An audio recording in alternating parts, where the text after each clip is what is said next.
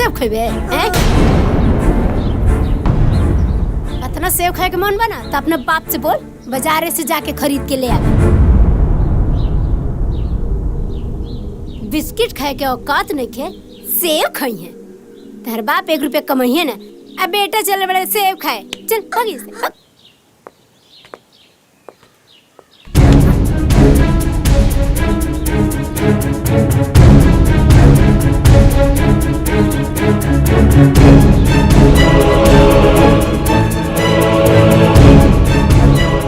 Mummy mummy रउआ सेब खाए के इतने शौक बा तो रउआ बोली बाबूजी के कमाई के। जा जा। अरे बाप रे बाप, ये हमारे इतना महंगा सब सामान गिरा दिलस। मनहूस कहीं के जब से पैदा भइल बाड़े तब से नुकसान कर रहल बाड़े। भैया इतना महंगा सब सामान गिरा के रख देले। जायदी ना माँ जी, ना देखलस ऐसे लाग गई हुई। अच्छा तमारानी के मुंह में जबान आ गई। 4 दिन हम नैहर का चल गई नी। हाँ मार है बनाव सिंगर करके खड़ा हो गलू है भिखारी कहीं के। तो के रखले बनू हम घर में नौकरी करे खातिर, महारानी बने खातिर ना। अरे रहे भी दो का रहे दी भर भर छिपा खाए के बा आ दिन भर खेले के बा। और ये बिया एकरा कोनो काम धंधा बा नहीं। रखले रही कपाट पे बैठा। बहू एकरा बात के बुरा मत मनियो। कहल जाला कि कुकुर के पूंछ में कितनो तेल लगाओ तो टेढ़ा के टेढ़े रहेला, फिर कभी सोझ न होला। हुए हाल तारा सास के बा।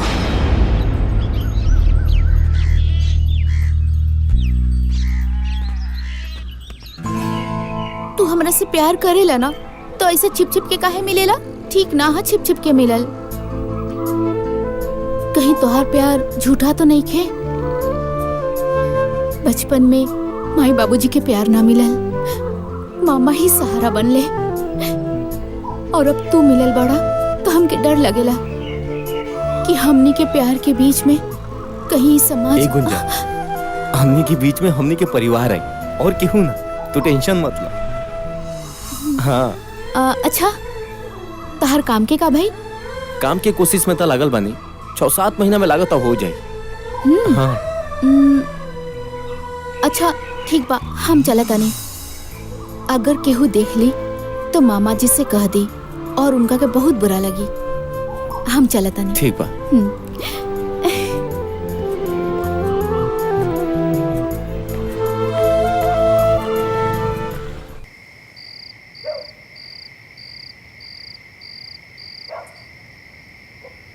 कैसन किस्मत बनौला भगवान हमार, जो हम अपने बीवी बच्चा के भी कोनो सुख नहीं दे पाओ।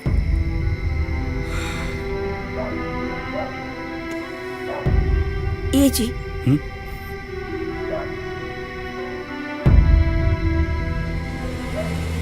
रउआ काहे माई के बात के लेके इतना परेशान बानी? अरे ऐसा कोनो बात नहीं खे भाई। अरे राजू के डटबे न कैली। हाँ का दादी माँ का इतना हक ना होला अपन पोता पे?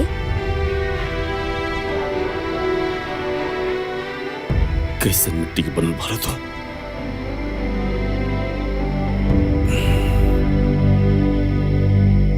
मैं तोरा के दिन रात खरी खोटी सुनावली, तब वो तू एक बार उनके पलट के जवाब ना दे। और जवाब देबू कैसे जो हमार किस्मत खराब बा, न हमरे लिए कोनो अच्छा नौकरी बा, नहीं कुछ कमाता नहीं।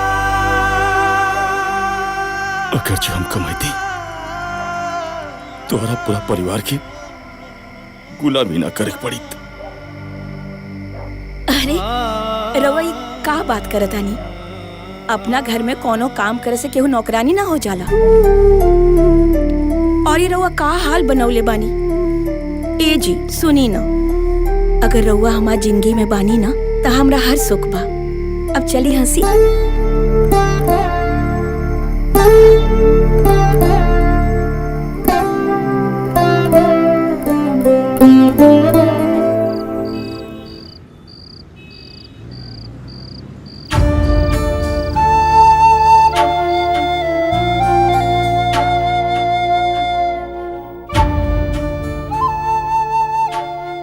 ए जी, इस साड़ी में गुंजा बिटिया बहुत सुंदर लगी ना। हाँ जी, एकदम गुड़िया जैसन लागी। पर एगो बात कही, जब वो घर से चल जाई हन नु, ई घर एकदम खंडर हो जाई। कैसे ओकरा बिना हम जियब बोली? हम तो मर जाए। हम कहीं ना जाए तू लोग के छोड़ के। और इतना का जल्दी बा हमरा के भगवला के? हम बोझ हो गइल बानी का मामा?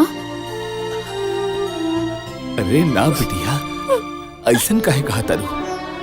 बेटी के घर से विदा हो ही के पड़ेला।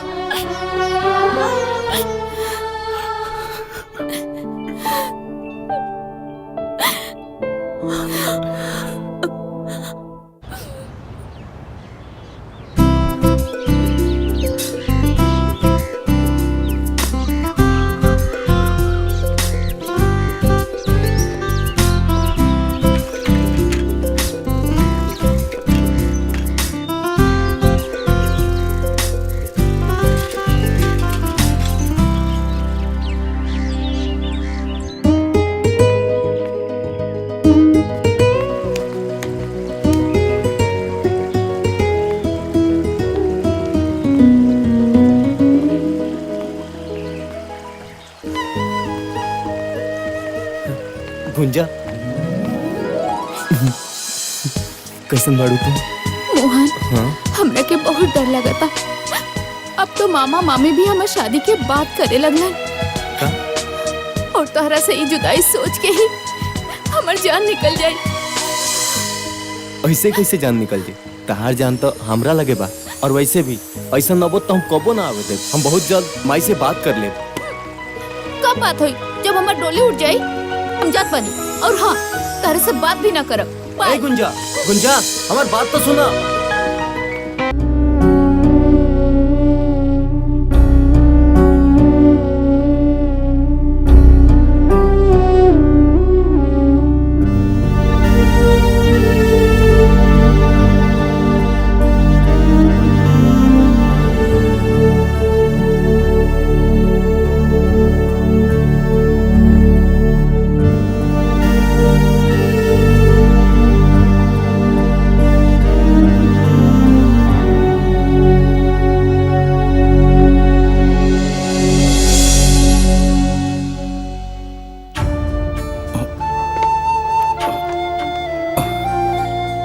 आओ बेटा।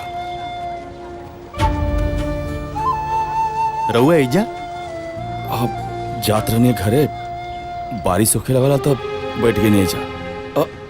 बाबूजी ठीक बानी न? हाँ जीजा जी, बाबूजी ठीक बानी। कौनो बात बा का जीजा? बहुत परेशान दिखता नहीं। अब कौनो परेशानी बा? ना, कोनो परेशानी नहीं है। बारिश को असर कल बानी। अच्छा। और सब ठीक बा ना घर पे? हाँ हाँ, सब ठीक बा।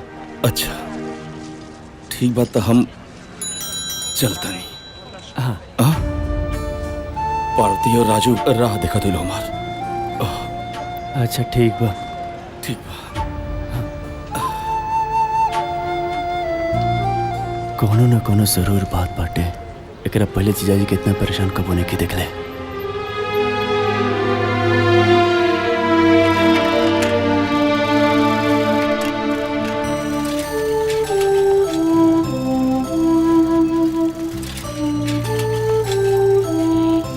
सारा घर के दाल चावल तेल सब्जी सब लेके आई, तब जाके ही खाना बनाई है। हाय देखा। अरे का रे बुटकी, पूरे दिन है झड़ुइया लगाइबे त खाना के बनाई? तोर माया के बनाई है? पकड़ पकड़ सब्जी और जाके खाना बनाओ।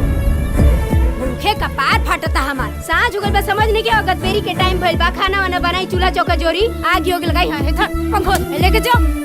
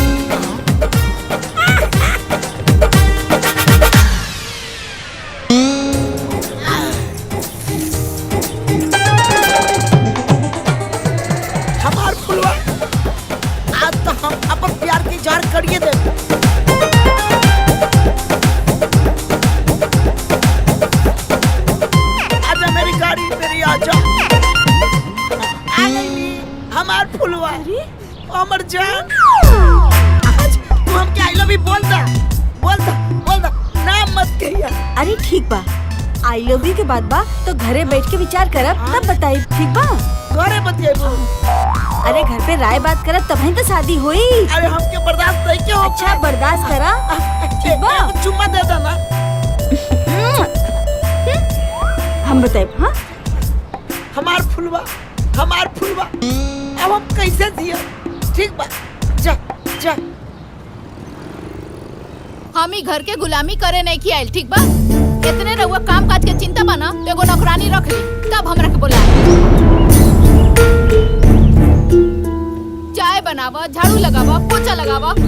हमार तो जिंदगी खराब हो गई बा दिन भर खटत खटत। अपना मायका से भर भर के दहेज लेके आइल बानी। आ इतने रहुआ खाना पीना साफ सफाई के चिंता बाना तो एगो नौकरानी रख ली, तब हमरा के बुलाए। अरे तू कैसन बात करता रू? आपन काम कीरा न करेला? आपन काम करे में कोनो शिकायत बा? कहनी ना हमरा से ना होई तो ना होई। रहुआ इतने चिंता बना तो पहले नौकरानी रखी फिर हमरा के बुलाए। हम जाता नहीं अपना मई के। अरे जा जा तड़ू तो जा। जैसन गेहूं वैसन रोटी, जैसन माई वैसन बेटी। हमार त किस्मते फूट गई। कैसन घर में बियाह हो गइल बा।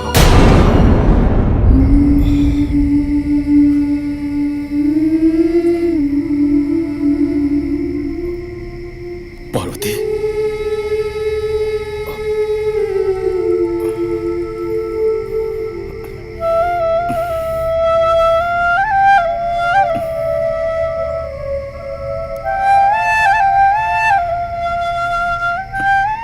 पार्वती, लगा था कि माई के बात से तू नाराज बाड़ो। अच्छा, तू हमसे नाराज बाड़ो काहे कि जब से तो के बियाह का खिलाड़ी बानी तो के आज तक हम कोनो खुशी ना दे पानी। ना जी, ऐसन मत बोली।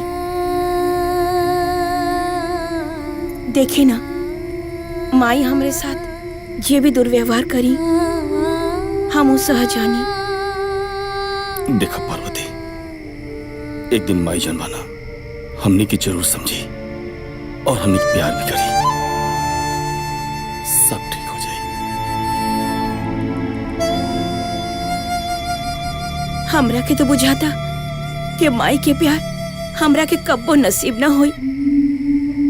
देखी ना, बचपन में माई छोड़ के चल गई और जब ब्याह करके आई नी सास के रूप में माई मिली। लेकिन तू चिंता मत करो,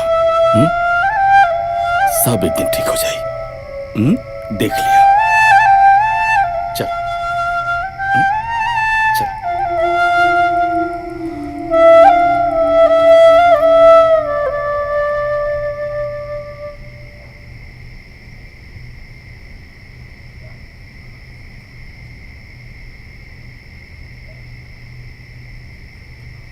पार्वती, पार्वती हमार बिटिया, बिटिया पार्वती। बाबूजी, बाबूजी, बेटा, का बोल रहे हो के? हमार बिटिया कोनो बड़ मुसीबत में बिया। हमार पार्वती हमरा के याद करतिया। ए बेटा, हमरा के ओकरा लगे ले चला बेटा, हमरा के ओकरा लगे अरे ले बाबूजी, चला। बाबूजी, रहुआ कोनो बुरा सपना देख रहे रहनी। अरे हम बानी ना, जाके दीदिया का हाल खबर लेके आए बाबूजी। रहुआ सूती बाबूजी, वैसे भी आपके तबीयत बहुत खराब बाटे। सुबह हम जाए दीदी के सारा हाल खबर लेके आए। हम बानी ना, रहुआ काहे परेशान होते नहीं बाबूजी। रहुआ सूती, रहुआ सूती बाबूजी। वो दिन हम जीजा जी के भी चाय की दुकान पर परेशान देखने और बाबूजी भी आज कहत रहे कि बिटिया परेशान बिया। एकर मतलब जरूर कोनो बात बा। हम कल सुबह जाके जरूर देखे कि बात का बा और हाल समाचार ले। यह सही रही।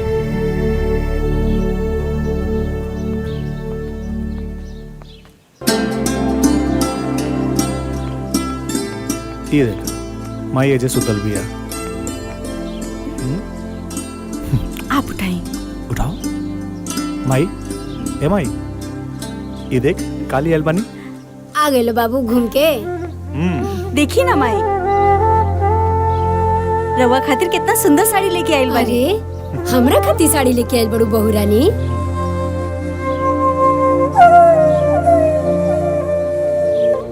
अरे वाह, बड़ा नीक ले आइल बड़ू। एक रंग बड़ा सुंदर बा। अच्छा भैया, खाली माई खातिर ले आइल बड़ा, हमरा खातिर ना। अरे पागल। हमरा खातिर का ले आइल बानी? हाँ? का लेके आइल बड़ा? जब देखा तब भाग के चल आवेला और गले लग जाला। जा अपन पापा से मांगा। जानवी, लड़का से ऐसा ना बात करे के चाहिए। इला बाबू, ये तोहरा खातिर। अरे का गलत कहत रही हो? एके अगर अपन शौक पूरा करे के बा तो अपने बाप से कहे, वो पूरा करी। ते काहे करबे?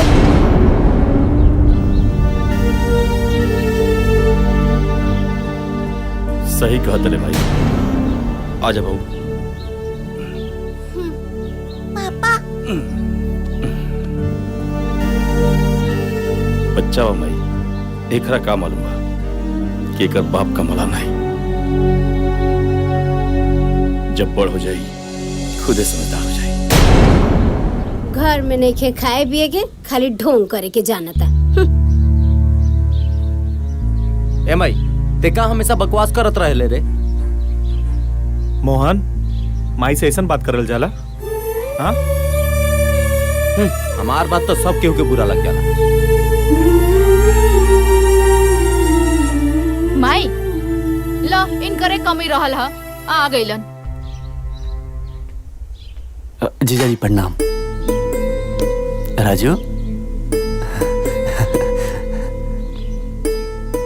हाँ प्रणाम ठीक बा माजी। ठीक बा।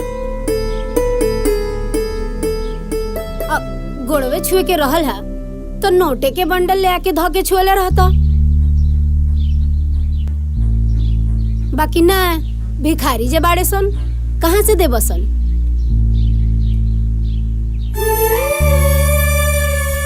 आज तो कुछ देला ना, चल आवेला मुंह उठा के बहिन की है, लाजो ना लगेला। खाए के मिल जाई अच्छा अच्छा। ना ना माजी, ऐसा कोनो बात नहीं खे। हम दीदी के हाल चाल लेवे आए रहनी, हो गई। अब हम चलत नहीं। अरे बाबू तू बैठा, हम तोहरे लिए नाश्ता पानी ले आवत हनी। ना ना दीदी, तो उससे मिले आए रहनी। सुंदर, अब बाबूजी की तबीयत ठीक बा ना? हाँ बाबूजी ठीक बने। माई आइल बड़े, जई है कि रही है? ना ना हम चल जाए। ठीक बा दीदी। ठीक बा माजी, प्रणाम। हाँ ठीक बा।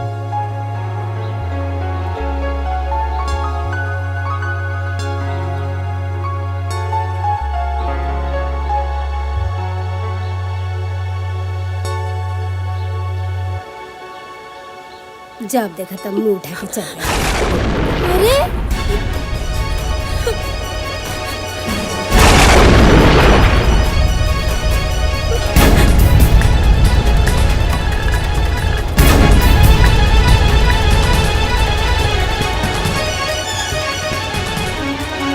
गजब नौटंकी बा। जैसे बुझाता कि हम मार पीट के इनका के जेले में रखे नहीं करे बड़का। देख तो एकरा के हम का बोल देनी कि भाग के चल गई। कतना ही नाटक करतिया। तेहु जो तेहु जो ओकरा पीछे जो, मेहरी के गुलाम के।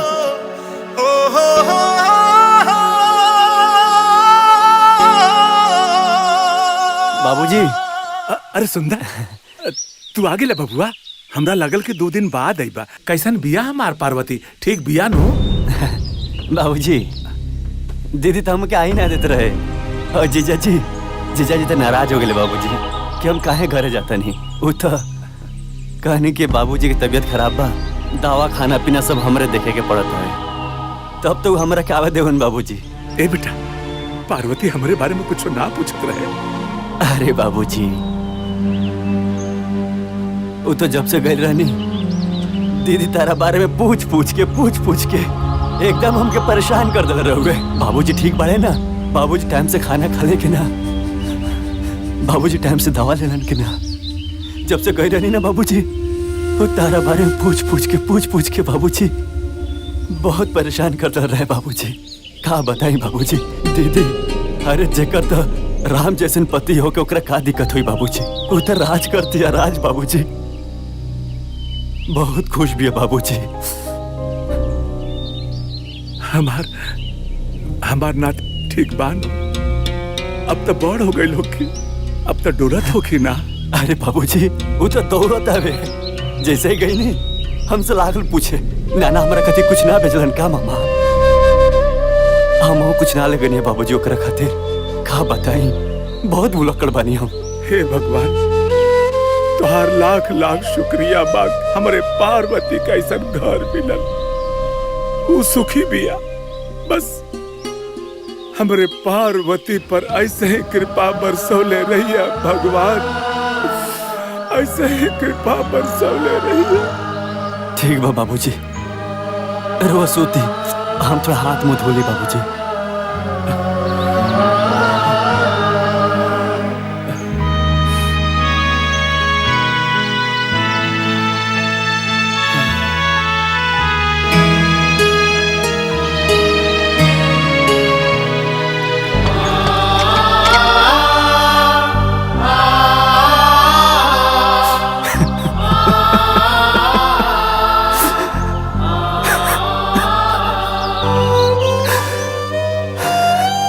अरे क्या बताई बाबूजी, हमके माफ कर दिया बाबूजी। तो से झूठ बोले के पड़ गई ना बाबूजी। अरे ओकर जीवन तो नर्क से भी बदतर बा बाबूजी।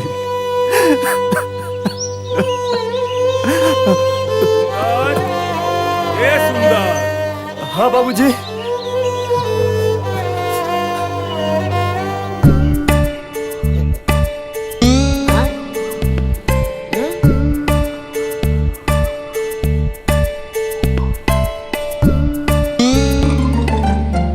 करे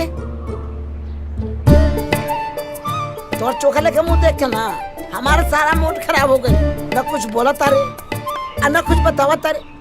बोल ना आखिर का भइल? का बताइए, हम तो अपना घर से परेशान बानी। घर से का बात बा, कुछ तो बताओ।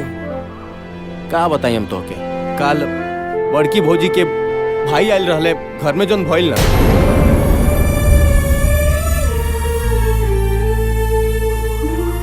बस कर यार, तोर दुख बड़ी कहानी सुनकर हमके रुआई आवता।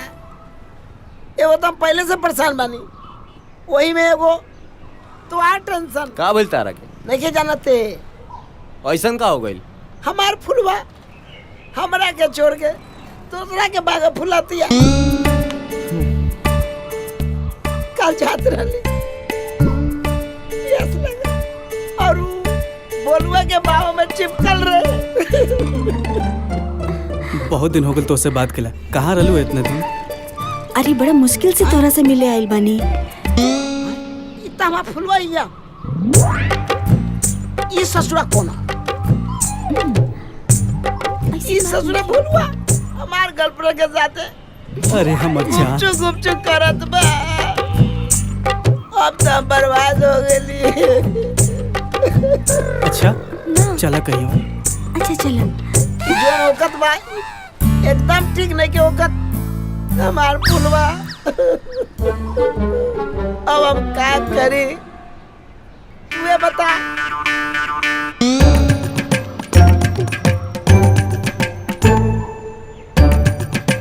तुहार हमार एक की कहानी बा। हमार फुलवा हमरा के छोड़ के जाती है और तू घर छोड़ के भागता रहे। छोड़े भगवान बाड़े ना।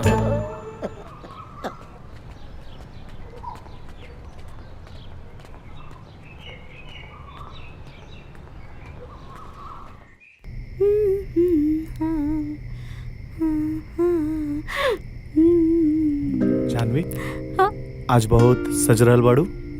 का बात बा, बोला। हाँ देख, ये 10,000 रुपया घर के खर्चा खातिर दे दिया, ठीक बा। और हाँ, ये 5,000 रुपया तू रख ला डायरेक्ट तोहर पर्सनल। हाँ ठीक बा। और हाँ, इल 10,000 आपन नौका घर खातिर, ठीक बा? ठीक बा। और वैसे भी और अच्छा खासा पैसा जमा हो गइल बा, ठीक बा नु? ठीक बा। रुका। ई 5,000 रुपया तोरा साड़ी खातिर। हाँ। एका रखा, ठीक बा? ठीक बा, ठीक बा, ठीक बा।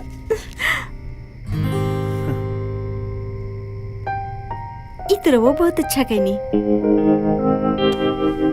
एगो बात कही, लेकिन वो के माने की पड़ी। अच्छा एगो बात बतावा, बड़ा रोमांटिक होके कहा ताड़ू। ई बतावा, आज तक हम तोहार कौन सा बात ना मननी है? वो हम ई कहे के चाहता नी, रउआ जो ई 10,000 रुपया घर में देता नी, वो देवे की बात नहीं खे, बस रउआ कमाई जाता ही घर में। देखा, तू बात तो सही कहा ताड़ू। एगो बात बतावा, भैया का कमाई धमाई बंद बा और जोन भी कमा ले थोड़ा मोड़ा तो दे ले नो। रउआ के समझावल बेकार बा, कितना समझावा तानी, लेकिन रउआ समझे के तैयारे नहीं की होत। सब लोग अपन परिवार देखी, रउआ अपन परिवार देखी, वो अपन परिवार देखी है। तू अपना दिमाग पे ना ज्यादा बोझ मत डाला। और सुना, और जौन नयका घर बुक कैनी है ना, जब वहाँ हम सबे चल जाए ये सब छूट जाए। रउआ ना खाली भैया भाभी के चक्कर में लागल रहेले।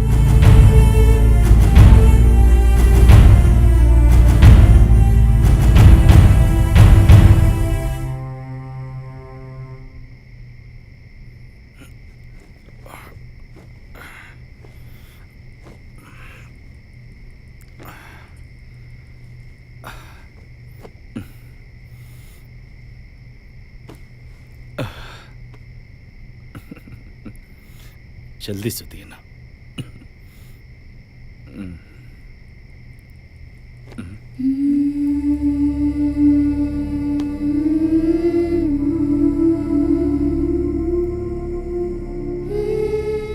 पार्वती,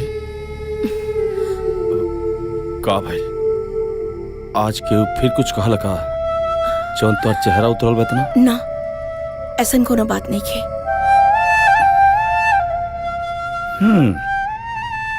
जब तोहरा झूठ बोले ना आवेला, काहे झूठ बोले लू? हाँ, हम सब जानता नहीं कोनो कोनो बात तबा। बताओ हमरा से का भइला? अच्छा बताओ, बात का भइला? उ कहा जी, मजली बहू से संजय बबुआ कहत रहले कि वो अपना पत्नी के सैलरी देले हाँ, कहलन हा कि 10,000 घर के खर्चा, अब 5,000 तो हर पर्सनल खर्चा, और 10,000 वो जो नौका घर खरीदा था, और ये 5,000 के तू साड़ी ले लिया। और वो कहनी है कि बड़का भैया तो कमाते नहीं खन, जॉन कमा के देता रहा, घर खर्चा वही से चला था, बाकी रउआ कुछ बुझाला ना। रउआ बारे में ये सब सुन के अच्छा ना लागल। पार्वती, ठीक है तो कहता लो, उनका अपने और अपने परिवार के बारे में, उनकी भविष्य के बारे में सोचल कोनो गलत थोड़ी बा, लेकिन यो सही कहता लो, हम उनके जितना कमात नहीं।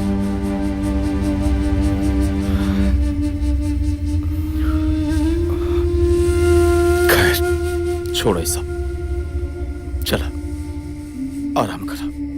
आओ चल अब सुतल जा, बाबू सुत गेल बा।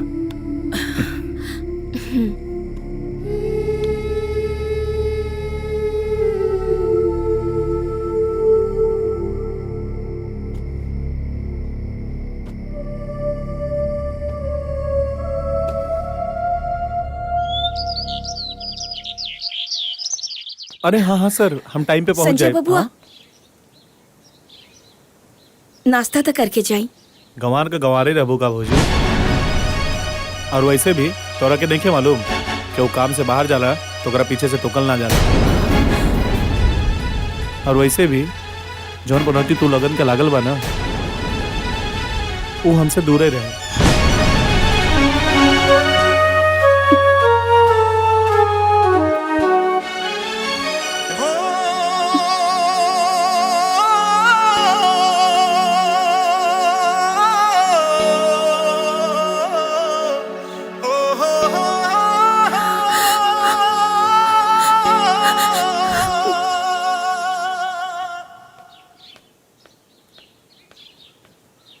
का हो अभी ले खिसियाइल बाड़ू चला घरे चला।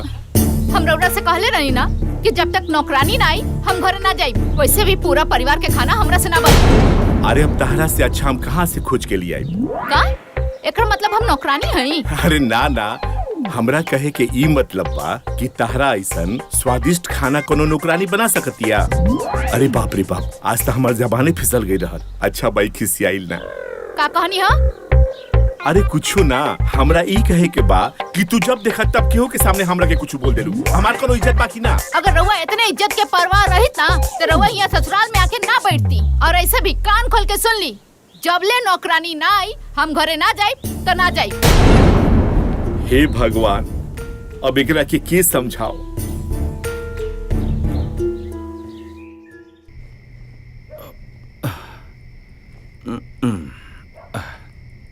अरे पार्वती, आज बड़ा लेट कर दिलू हो।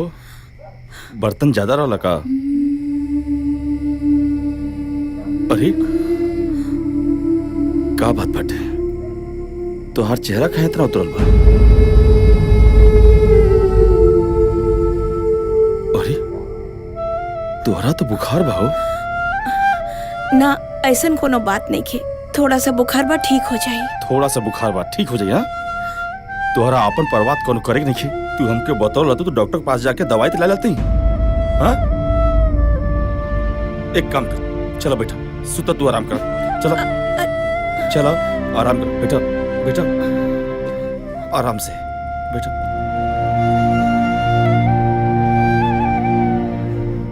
अपने बारे में तोरा बिल्कुल सोचा ही कि नहीं है, खाली घर का काम घर का काम।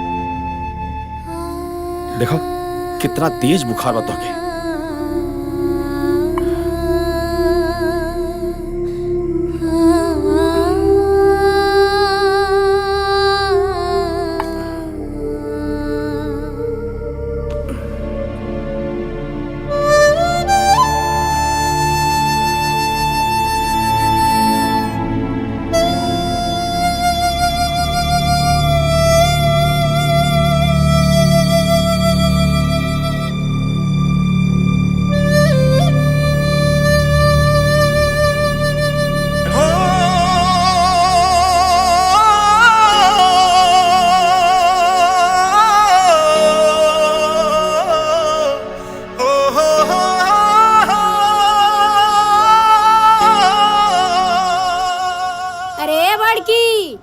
भिखरनिया पता नहीं कहाँ बिया, चाय पानी कुछ ना मिलला। घाम चढ़ गइल कपार पे, लेकिन चाय पानी नसीब ना भइल। अरे चुप करा, जब देखा चाय चाय दिमाग खराब कर देवेलू। चाय बिना ना हमार कपार फटता। रउए चढ़ल बनी कपार पे बड़का बेटा को। तो भैया, ए भैया, भौजी के काहे ना समझावेला? हाँ, सवेरे सवेरे हमरा के ड्यूटी जाए के रहेला ना, नाश्ता बनल बा खाना। एक तो घर में सबसे ज्यादा पैसा भी देनी और बिना खैले काम पे जाए। संजय, ऐसा बात नहीं है। पार्वती की तबीयत खराब बाटे, रात बहुत ज्यादा बुखार रहे और इस समय भी बुखार बाटे उनके। ये सब बहाना बा खाना ना बनावे के। ठीक कहता रू बहू, तू बहाना बनावतिया, लेकिन तू का करता रू? तोरा तो खाना बना लेवे के चाहिए। काहे से सबसे पहले तोहरे मरद ड्यूटी पर जाले, आ एक दिन खाना ना बनवलो तो कोनो पहाड़ नहीं के टूट गई। रउए तो चुपे रही, कोनो पहाड़ ना टूट गई। अगर 1 महीने के खर्चा हमार मझला घर में दीना ना तो घर में सब लोग के फुटा निकल छूट जाई। चलो तनी बात। ए माई, ओकर कोनो तबीयत खराब नहीं के, कोनो बीमारी के बहाना बना के बैठल होई। सब नौटंकी है। अभी हम जाते नहीं, भाभी के बोला के ले आवत नहीं। तू चुप रहा, तू का बीच में पड़ जानी। रउआ तो चुपे रही। जीजाजी एकदम ठीक कहता नहीं, केहू ना जगह भाभी के। हमरा ई समझ में नहीं क्या आवत कि भाभी खाना ना बनैली तो ते ही बना लेतीस दीदी। मोहन, ज्यादा टिपे टिपेर मत बोल। चुपचाप बैठ के खात रहले, न काम के न काज के, दुश्मन अनाज के।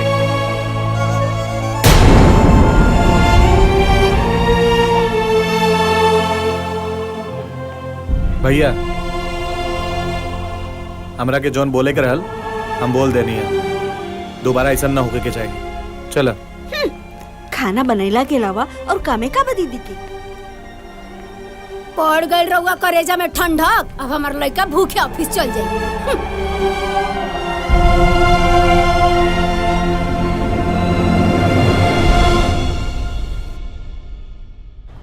चाचा कुछ जरूरत रहा एक वैसे मिले नहीं है।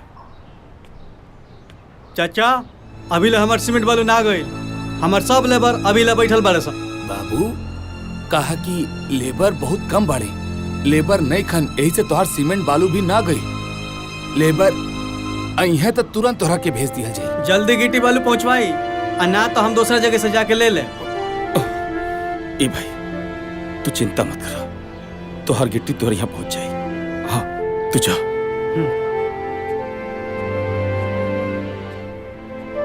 ए चाचा अगर हुआ कहीं तो गिट्टी बालू हम भरते नहीं, हमारी जरूरत भी पूरा हो जाए और आपके हमके कर्जा भी ना देख पड़ी। बाबू इससे बढ़िया का हो सकेला, हमार काम भी हो जाई, तार मजदूरी भी बन जाई। ठीक बा चाचा।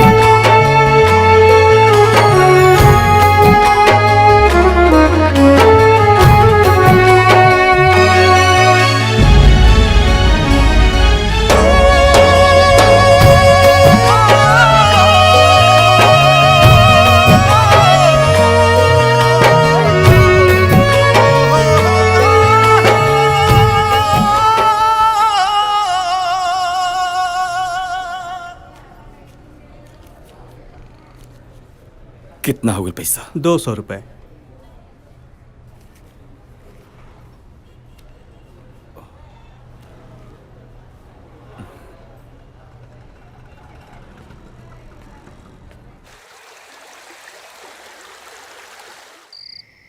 ली देख ली मरचा के ठूट, कुल ऐसे ही पड़ल बा, कुछ साफ नहीं के कैले। देख ली कबे से बैठ के बर्तन माजतिया। देखी अब पता ना का ही सोचत रहेला 24 घंटा, और एकरा के कुछ कही नु त बड़का मुंह फुला लेवेला। जब देखा बोलते रहलू, कबो चुप्पो करल करा। ना बोली नु त पता ना का हो। एगो मझिला हमार कितना कमा के ऊ कमा के ले आके देत रहो, आई सब लोग बैठ के खात रहो। हम कुछ कहे नहीं तो रहुआ बुरा लग जाला। 2 घंटा से बैठ के ही बर्तन रगड़तिया, ई रहुआ नहीं खेलो कर हैं, लेकिन हमार बोलल का लोग जाला।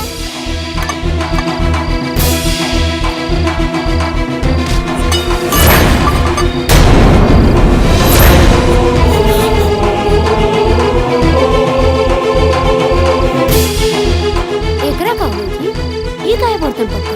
ए जी ई का करत आनी जी? कुछ मत बोलिए।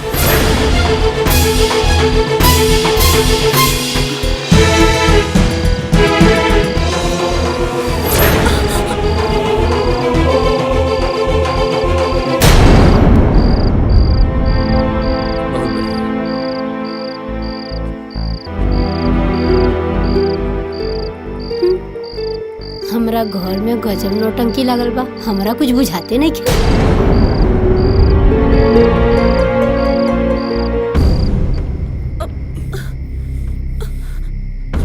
बेटा सुनी ना हमारी बात। एकदम चुप रहो।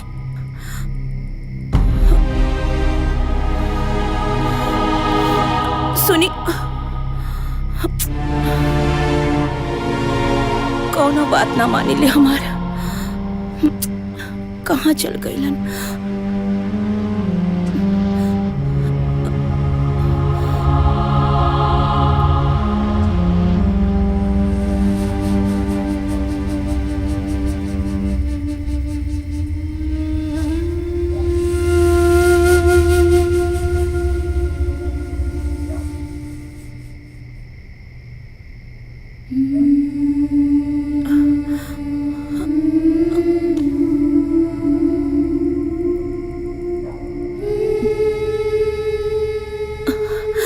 हमरा भूख नहीं खिला। खा लो चुपचाप, खाना खा। तो के मना कर ना, तोहार तबीयत खराब बात हो काम नहीं करके, लेकिन तोहरा हमार बात सुने के बाद नहीं तो कुछ हो जाई तो तू हमार बात खाई सुनबो। अपने मन का खाली तोहरा करे बाटे।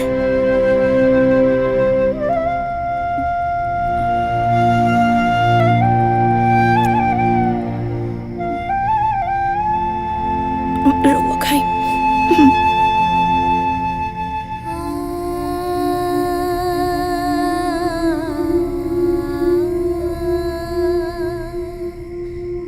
लापरवाह बन तू। हमरा के कुछ ना होई। कुछ ना होई। इतना बुखार में तपत तलो कर बाद जाके सारा बर्तन माज दो तू। हम ठीक बानी। तोहरे खातिर दवाई ले गेल नहीं। लखा लखा एक और खा।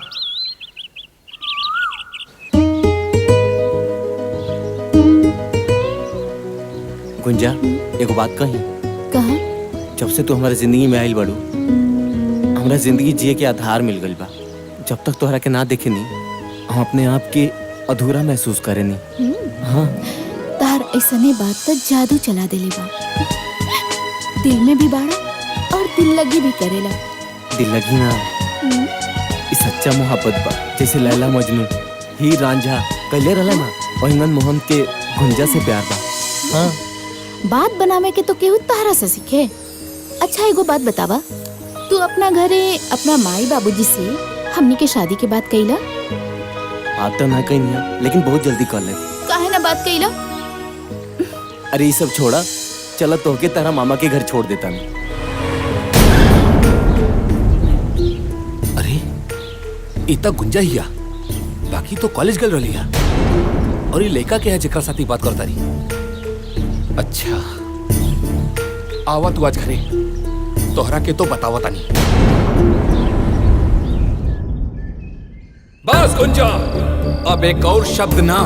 हम जेई अपन आंख से दिखले रह, काऊ झूठ रहे। अरे कम से कम तोहरा से ताई उम्मीद ना रहे हमरा के। बतावा तू, बतावा एकरा के कि जब 2 साल के रहली है ना, त हमार दीदिया एकरा के हमरा गोदी में दे के मर गई। तब से हम प्रण कैली कि हम अपन औलाद पैदा ना करब। और ही अरे कौन कमी रह गई हमरा प्यार में, जे पराया लड़का खातिर तू अपन संस्कार भुला गेलू। तू हमार विश्वास और घमंड के दोनों के तोड़ देलू।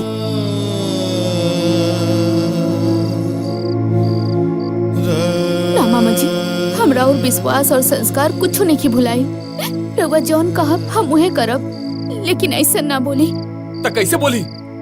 आए अरे जौन चीज हम अपना आंख से देखले रहनी है, का वो झूठ रहे? मामा जी, रुआ जौन भी देखले रहनी है, वो सब सच बा। हम गुंजा से प्यार करेनी और इनके से शादी करब। अरे बचवा, तहरा देख के ना हमरा मालूम बा, हमरा लगा था कि तू बहुत बड़ खानदान के बड़ा। बाकी तोहार खानदान और हमारा खानदान में बहुत बड़ अंतर बा। बाकी एक चीज याद रखिए, चाहे वो गरीब होके या अमीर, सबके इज्जत इज्जत होला। मामा जी रो विश्वास करी, राउर इज्जत आज से हमारी जिंदगी बा। रोरा हाँ के बाद हम अपना पूरा परिवार के मना लेब और हम गुंजा से शादी करब।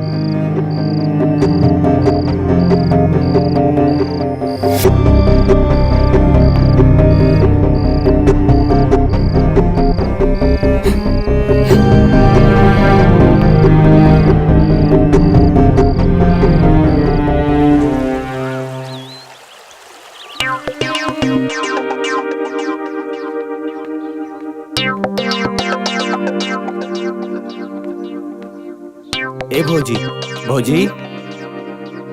अरे देवर जी, का बात बा? आज बड़ा खुश लागत आनी। ए भौजी, उ का बात बाकी रवा से एगो बात। ए भौजी, एगो लड़की से हम प्यार करेनी, ओकरा से हम शादी करके चाहतनी। सुनी भौजी, माई से बात करी ना रवा शादी खातिर। पहले ई बताई कि ई गुंजा के है जी? कहाँ रहेली? उनकर माई बाबूजी का करेलन? ए भौजी सुनी ना, उनका घर के सब लोग तैयार बा, बस रवा माई से बात करी ना शादी करे खातिर। प्लीज भौजी बात करी ना भौजी। हाँ ठीक बा, बाकी रउआ तो जनबे करेनी हमरा पे अम्मा जी हमेशा जरल रहनी। फिर भी सही समय देख के हम बतिया ले। हाँ भौजी बतिया ले प्लीज। ठीक बा भौजी, चली दिए कपड़वा लेता नहीं हम, चली। अरे वाह देवर जी। बड़को अरे महाराज, लड़की बहुत सुंदर बिया, ओकर घर दुआर भी बहुत बढ़िया बा। उ लोगन के कोनो चीज के कमी नहीं खे। प्रणाम पंडित जी। प्रणाम प्रणाम। लिली पंडित जी मुंह मीठा कर। हाँ हाँ लेता नहीं। हो पनिया दो। का हो ठीक बाड़ा नु? पंडित जी तो बुझाता कि तोहर ब्याह कराइए के मनी। जीजा जी रुआ तो पता बा, ऑलरेडी हम गुंजा से प्यार करेनी, उनकरे से शादी करब।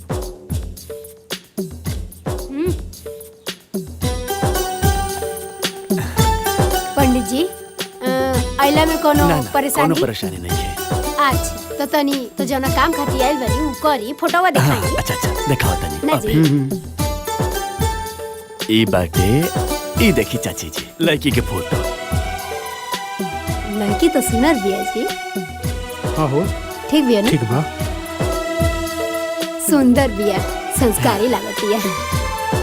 बताई दान दक्षिणा तनी। दान दक्षिणा के तरह चिंता मत कर। इनकर बाप दक्षिणा दिहन रहुआ के 3 लाख रुपया। 3 लाख? लड़की सुनर ना लागल हमरा। अच्छा तो कोनो बात ना बा जजमान, ई देखी। अच्छा ठीक, दोसर बढ़िया दिखाई। जिया जी तनी माई से बात करी ना। ए साले जी, तहार दीदिया के सामने तो हमार कुछ चलेला ना, उ कड़क सास के सामने हमार का चली? भाभी भाभी तनी सुनी ना। का मोहन बबुआ, का बात बा? बोली ना। ए भाभी, माई से बात करी ना गुंजा से शादी करे खातिर। देखी बाबू, अब हमरा से कुछ ना हो पाई, अब जॉन करे के बाद रउआ करी। ठीक बा, हम चलत तनी। ए भाभी, बहुत बड़का घर के लड़की बिया, और दूसर बात माई बाप के इकलौती बिया, सब रौरे धन बा। दक्षिणा के तो चिंते छोड़ दी, लड़की जब इकलौती बिया तो सब कुछ तो रौरे नु बा। 10 लाख रुपया आपके मिल जाए। का? 10 लाख रुपया आपके। 10 लाख मिली? अच्छा, और का मिली? ठीक बिया, अब मुहवा तो सुनरे बा। इतना मोट लड़की से शादी हुई हैं? आपन लड़का कितना स्मार्ट बा, मोट लड़की से शादी हुई। आ तोनी मोट बिया त का भई? आ इतना बड़ घर में आई तो दिन भर चली दौड़ी चिड़ै लेखा फुदूकी, और हम प्यार से ओकरा के चला चला के दुबरवा दे। लड़कवा के देख लेती। का? रउआ हमार लड़का देखा? लाखों में एगो बा हमार लड़का। ए जी रउए कोनो उपाय लगाई ना, हम गुंजा के बिना ना रह पाई। प्लीज जी कुछ करी। ठीक बा, अब बुझाता हमरे कुछ करे के पड़ी।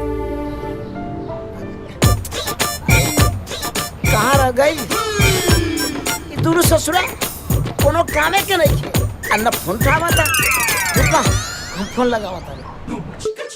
हेलो सारे भी कसवा कहाँ बारे रे? कब से तो के फोन लगावा तानी सुनाई नहीं खेते। आजा सुन, मोना कहाँ बा? तोहरा पता नहीं खे मोहन के शादी होता। अभी जा तनी चाची के बता।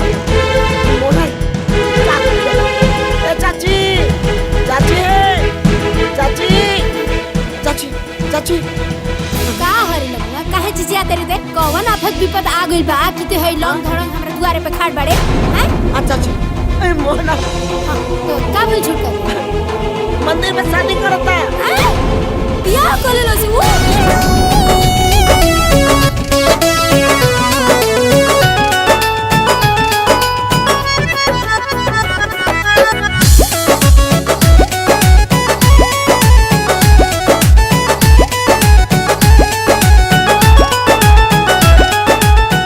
चाची और तो हमरा के बारातो नहीं के ले गए। का हाँ हमार सब धन लुटा गइल आ तोरा बाराती के पड़ल बा।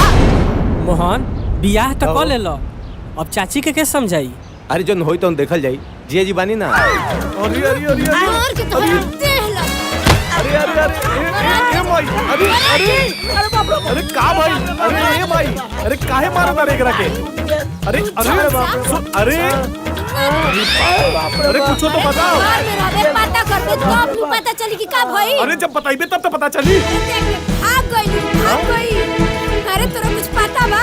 अरे जब बताइबे तब ना मालूम पड़ी। अरे छोटका नु हाँ? बियाह कलश मंदिर में जाके बियाह आवे दे ओकरा के घरे।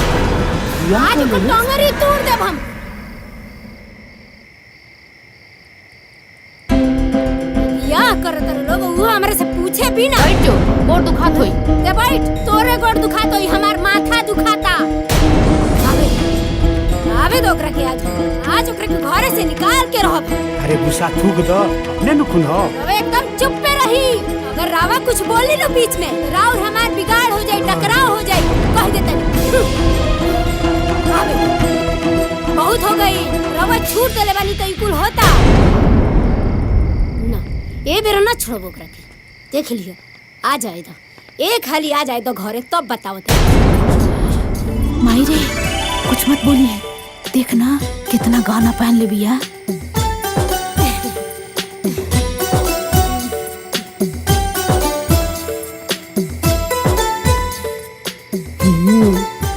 गाना तो खूब भारी पहन लिया। का बात बा, बहुत बढ़िया। नथियो असली लगता।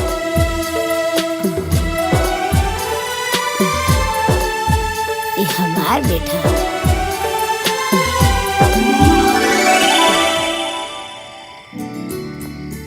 चलिए देवर जी। चला ठीक भइला कि हम डटनी है ना। आई देवरानी जी, आई बाबूजी। प्रणाम बाबूजी। गोलातन बाबूजी।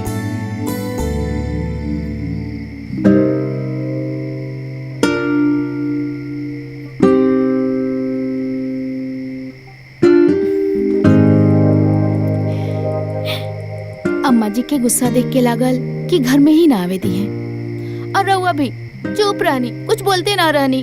अरे गुंजा जानता रू, हमरा घर में हमरा माई के बिना मर्जी के कुछ करबे ना करेला। आ तहरा से तो हम शादी करके आइल बनी, थोड़ा गुस्सा भी आ मान जाई। हाँ ठीक बा? सच्ची? हाँ।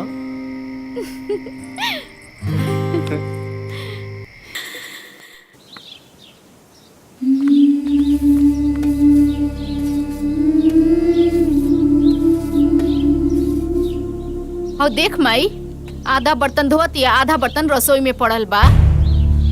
आधा धोत या आधा रसोई में बा? हाँ।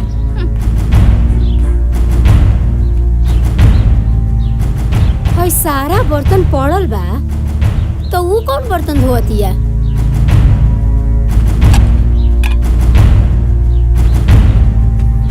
खेली, खूब खेली, रौरे खेला जरूरी बा। करे बड़की का मजा तारे रे? भाई सारा बर्तन हो जा रसोई में पड़ल बा। हई सब बर्तन तोर बाबूजी मर्जी है हैं? अब बाल्टी कहाँ बारे? और बाल्टी हो जा पड़ल बा, हई सब बर्तन ही जा पड़ल बा। हाउ चूल्ही तर देख कितना बर्तन पड़ल बा।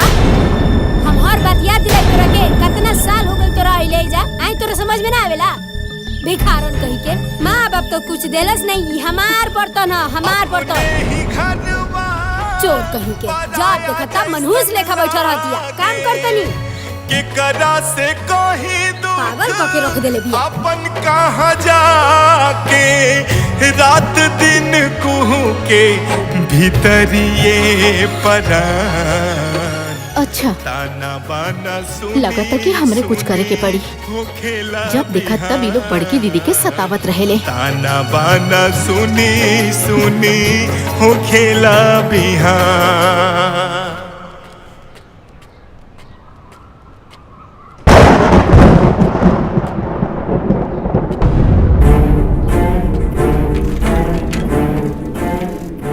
शंभू बबुआ, अरे वो शंभू बबुआ, शंभू बबुआ।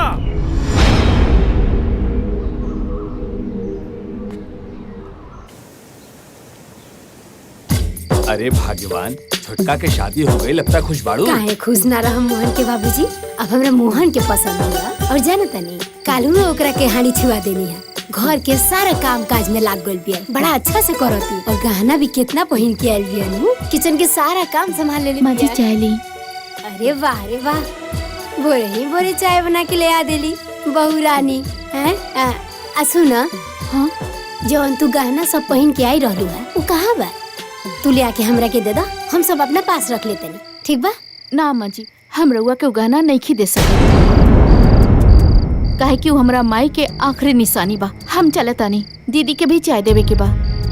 हाँ? होई देखी 2 दिन की आइल ना भइल एकरा आ चलती चलावे लगल। अरे भगवान, कब तक ले हिटलर बन के रहबू? कबो महतारी बन के भी तो देखो। महतारी बन के देखा, महतारी बन के रहब ना तो ये हमरा कपारे पे बढ़ जाए कुल। ठीक बा, तारा जौन मन करता करो। कसम से जिंदगी में पहली बार ऐसा चाय पी ले बनी, पीला के बाद तो मजा आ गई।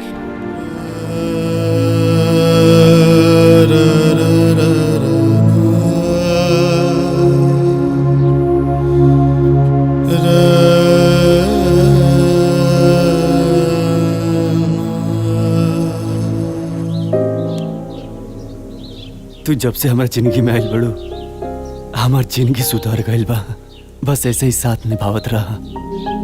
सुनी ना, ई तो हमार फर्ज रहला और रउआ साथे 7 फेरा जो ले ले बानी तो पूरा तो करे के ही पड़ी ना। सुंदर, जवन पूछा तानी तवन सच सच बताइया। का भइल बाबूजी? बहू तू चुप रहा। का रे, तू तो कहत रहले कि बबुनी राज कर दिया। जब बबुनी राज कर दिया तो शंभू बबुआ बाजार में ठेला काहे की इज्जत बाड़ा? अरे उनकर हालत देख के हमार करेजा रो रहल बा। तू हमरा से झूठ काहे बोले? काहे बोले? काहे बोले? काहे बोले? अरे बाबूजी, हम दीदी के घरे गइल रहनी, ओकरा घर के हालात देख के हम का करी बाबूजी, हम खुद टूट गए नहीं अंदर से। बाबूजी ऐसे भी और तबीयत खराब रहेला बाबूजी, रहो के बर्दाश्त कर पौती बाबूजी, यही सब ना बताओ जी।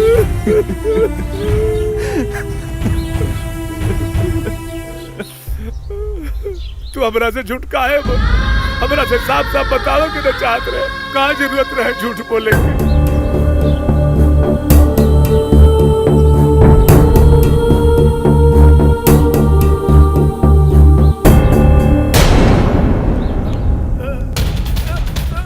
बाबूजी, बाबूजी, बाबूजी, बाबूजी, बाबूजी, बाबूजी, बाबूजी, बाबूजी, बाबूजी, बाबूजी, बाबूजी।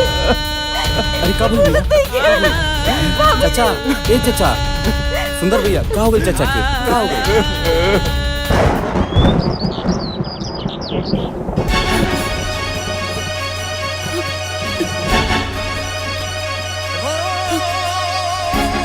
मोहन बबुआ, का भौजी? हम क्या हमार घर छोड़ दी?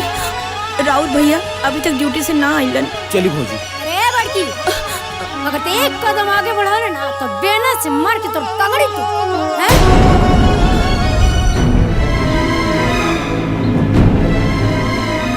अरे मारे वाला तो मर गई, ते के जाके जिंदा कर देबे। जब देखा तब अरे तोरा तो नैहर जाए के बहाना चाहिए। नैहर जाए बड़ी आइल बड़ी नैहर जाए। चुप करी माँ जी।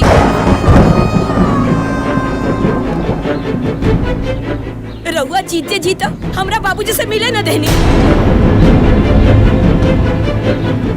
और आज वो मर गईलन, रउआ फिर भी मना करता। अरे कम से कम एक बार उनकरा के देख तो लेवे थी। तो इतना हिम्मत अरे कैसे? माई का हो रहल बा? चली भौजी, भैया सुनिए तो खुद आ जाए। चली, माई के तो कुछ बुझाला ना। का भइल? अरे वो जो बान लड़ती है हमरा से, देखा तार बड़की के। अरे जाए दे रे माई, वैसे भी होकर बाप मरल बा।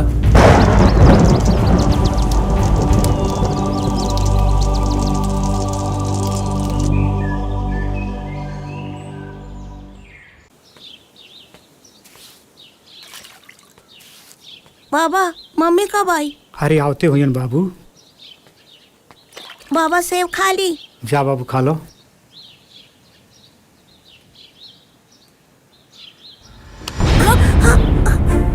सेब खेबे हैं? इतना सेब खाए के मन बना तो अपने बाप से बोल बाजारे से जाके खरीद के ले आ।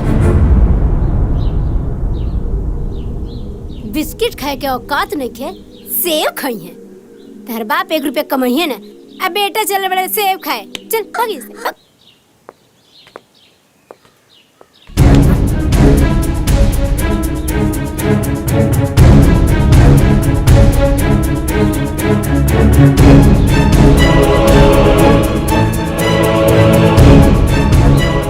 मम्मी मम्मी रउआ सेब खाए के इतने शौक बा तो रउआ बोली बाबूजी के कमाई के। तोर इतना गुंजा, तू माई के हाथ से सेव का छीन लू हो? नहीं भाई, तोरा बाबूजी के कमाई देखा दिया, हमरा हाथे से सेब छीन लेलस।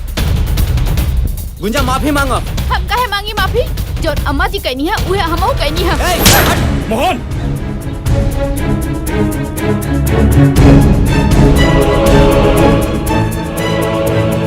दिमाग खराब हो गया का तो? औरत पे हाथ उठाता होते हैं? अच्छा भैया, ये जौन माई के साथे कैली है वो सही बा का? ए, तू चुप रहा, तू का बीच में पड़ जालू। रउआ तो चुप रही, जब देखा तब बीच में टपक जानी। इनकर इहे उपाय बा जौन मोहन बाबू करत तारे। वाह रे भैया वाह। अगर तो हर सगे मातारी रहती तब वही बात बोलता। संजय, ते कहल कहा चाहता है? तू हमार मायना हो? अरे ना रे बड़का, अरे ते हमरा कोखी से पैदा ना हो सकेलिस। तोरा जैसे औलाद हमरा ना चाहिए। सही कहता तुम। शंभू जैसन आदर्श लेका तोरा कोखी से पैदा ना हो सके। अरे शंभू जैसन आदर्श लेका के पैदा करे खातिर महतारी के तपस्या करे के पड़ला। तपस्या जौन की तारा से ना हो सकेला। बाबूजी, आप चुप रहे, मत बोली बीच में।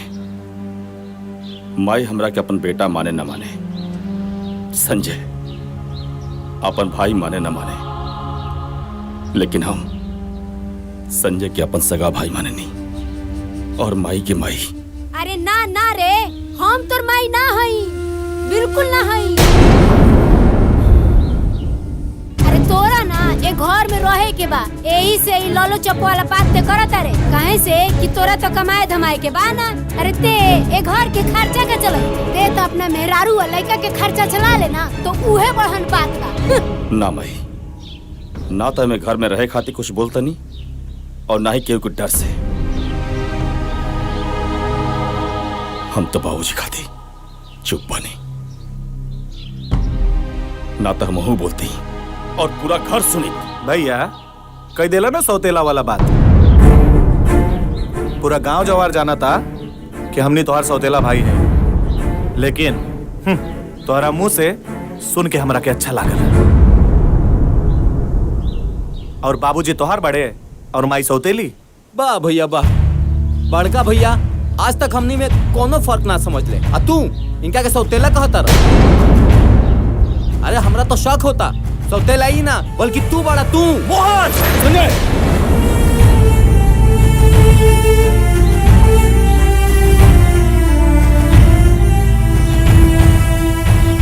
कहा ना जेकर पैसा लागेला ना ओकरा के ही पता चलेला ओकर दर्द। और वैसे भी अभी घरे में जे कमाई वही खाई। और राजू के बाद ये घर में सब अलग अलग रही हैं।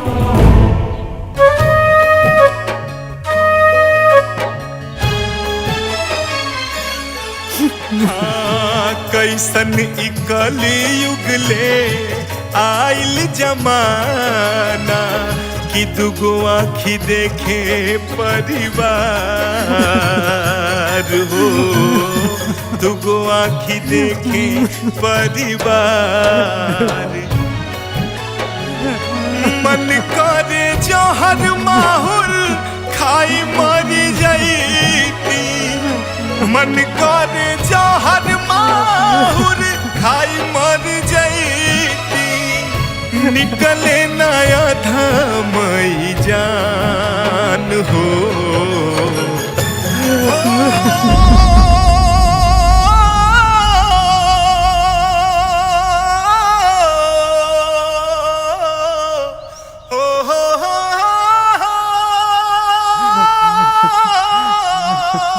हमार हसत गलत परिवार बिखर गईल भगवान बिखर गईल। कबो सोचले भी ना रहनिया कि हमार हसत गलत परिवार बिखरी।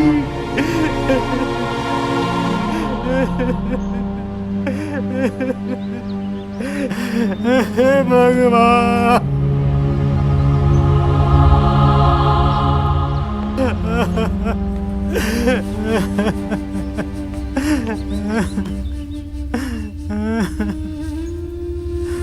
बाबूजी भाई हमरा के भले सौतेला समझे लेकिन हम आपके आपन खून है ना। बोली बाबूजी बाबूजी आप जनबाना हमने के साथे रहो, हमने के साथे। बाबूजी हम जब से घर में आइल बानी माई के भी प्यार रउए से मिलल बा और हमने की रउए बिना नहीं खे रह सकत। बेटा ई आत्मा तहनी लोग के साथे बा, लेकिन बेटा ई शरीर तारा माई के साथे रही। कहे से हम उनका से शादी करके ले आइल बानी, शादी करके अब तक ई शरीर मरला के बाद ही अलग हुई बेटा, मरला के बाद ही अलग हुई।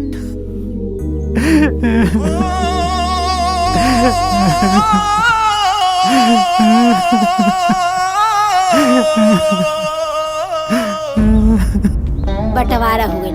अब हम रहम मझिला संगे। ए मझिला रुक रुक, कहाँ कहाँ जाता रे?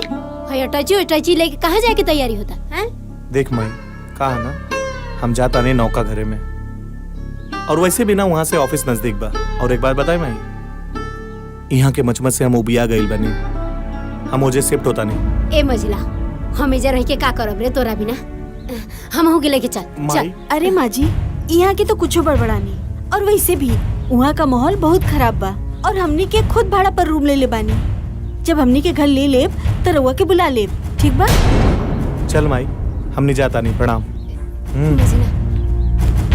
सुना ना ए मझिला संजय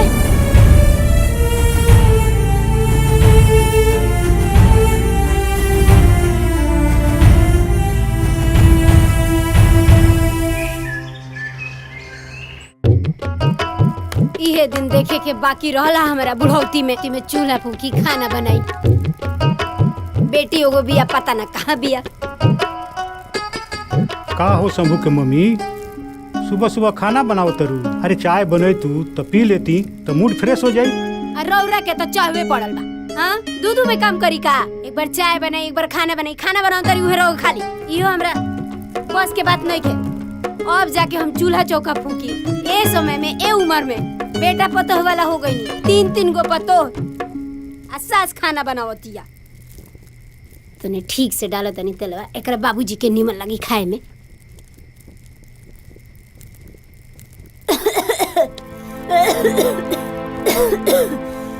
का भइल हो, काहे खासा तरू?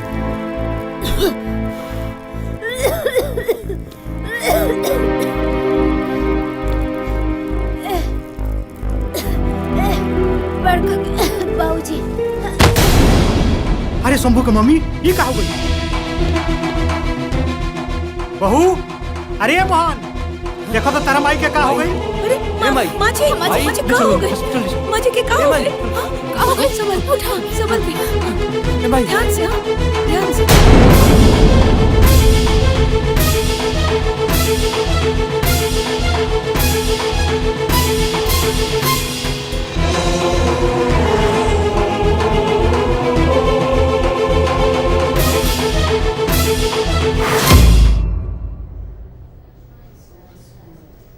देखी लोगिन, दवाई तो हम लिख दे। डॉक्टर साहब,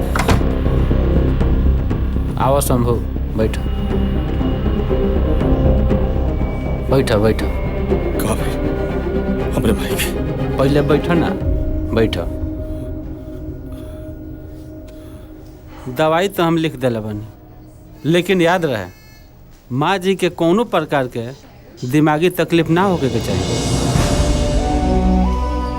माँ जी के दिल के ऑपरेशन जल्द से जल्द करवा ले, ना तो कुछ भी हो सकेला। कुछ भी हो सकेला के मतलब समझता नहीं लो। डॉक्टर साहब हमरे माई की बचा ली। और ये बताएं कितना टाइम बा उनके इलाज का दी? आप पैसा चिंता मत करें, हम अपने आप के बेच दे, लेकिन पैसा का इंतजाम जरूर करो। हमके ही बताएं कितना पैसा लगे उनके इलाज में? हाँ डॉक्टर साहब, जौन भी बात बा साफ साफ बता दी, कहे कि माई के इलाज में कोनो कमी ना रह के चाहिए। हम तो रउआ लोग के हालात जानता नहीं। रउआ लोग मात्र 5 लाख के इंतजाम करी। 5 लाख रुपया? अरे इतना पैसा कहाँ से आई?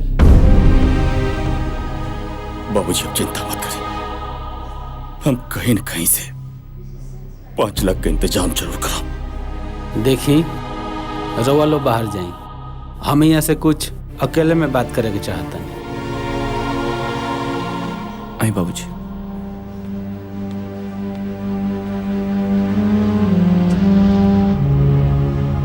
बताएं डॉक्टर साहब। देखी शंभू बाबू, आ माँ जी के ऑपरेशन खातिर इतना सारा 5 लाख रुपया रउआ कहाँ से लेके आए?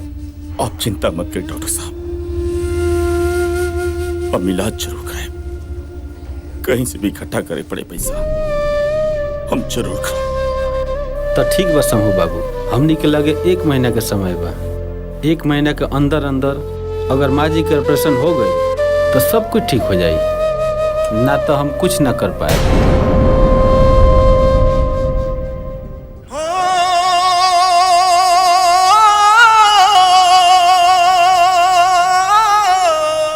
ठीक बा डॉक्टर साहब।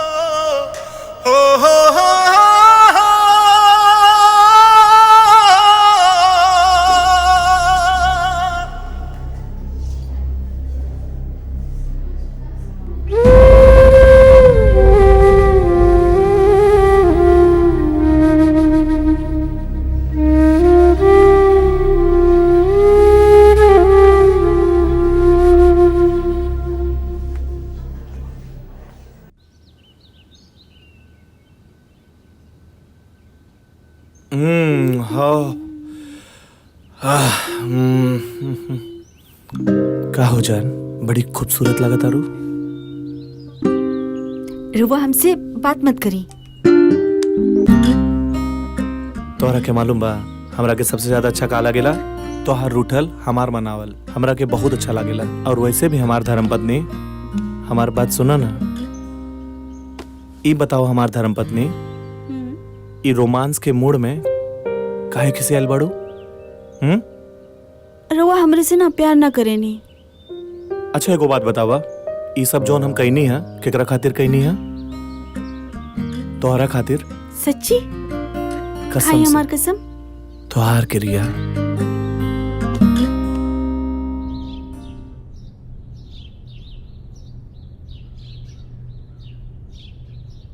ए मोहन के बाबूजी, हमरा का भइल बा जी? का डॉक्टर कहले हैं जी? अरे कुछ नहीं के बोलो, थोड़ा कमजोरी हो गई बा। वैसे भी तारा खाना बनावे के आदत नहीं के नू, यही से तू बेहोश हो गेलुआ। कुछ दिन आराम करे खातिर डॉक्टर साहब कहनिया, ओकरा बाद बिल्कुल ठीक हो जेबू। सच कहता नहीं? एकदम सच कह। बहू दवाई खाए खातिर पानी लेके आओ। जी लावतानी।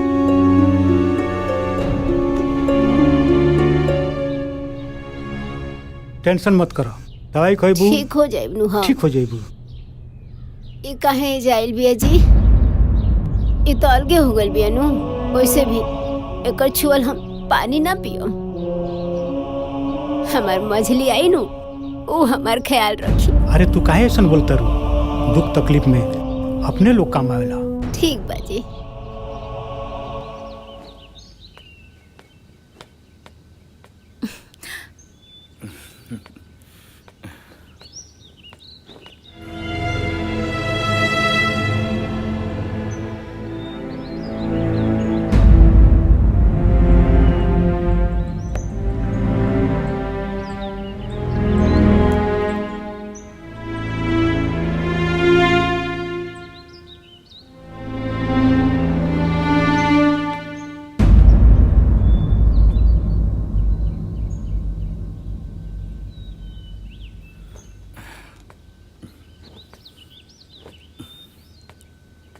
जातन काम पे, शाम क्यों जल्दी है?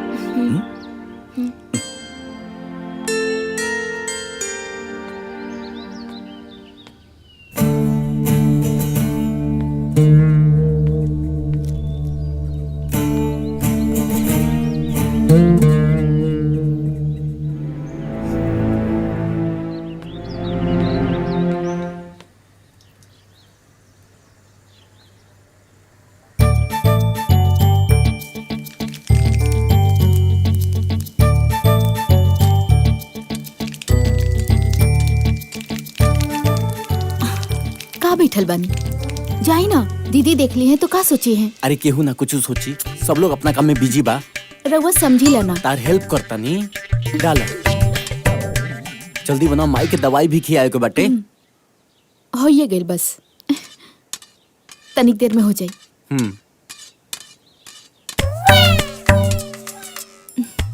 जाई पहले जाइए, जैसे हम बनावा तनी। बनाओ ना, हम जाता नहीं।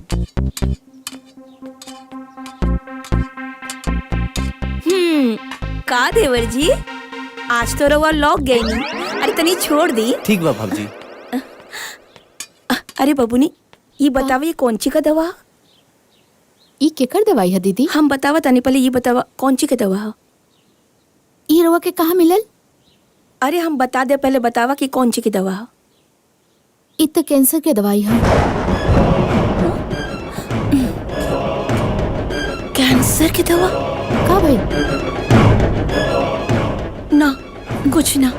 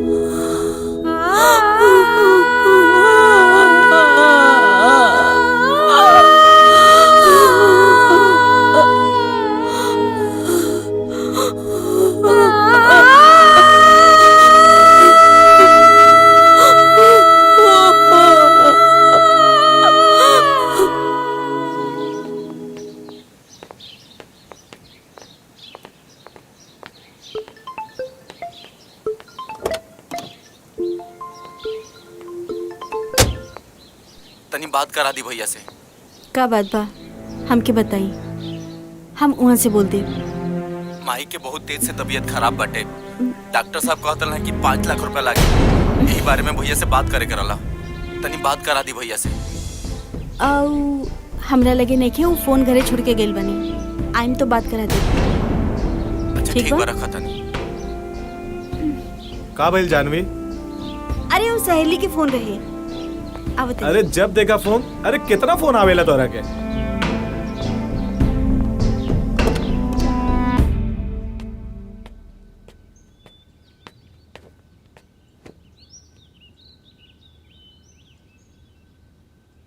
पार्वती का बात बा? कुछ सम कहे बाड़ू? क्यों कुछ कहल का?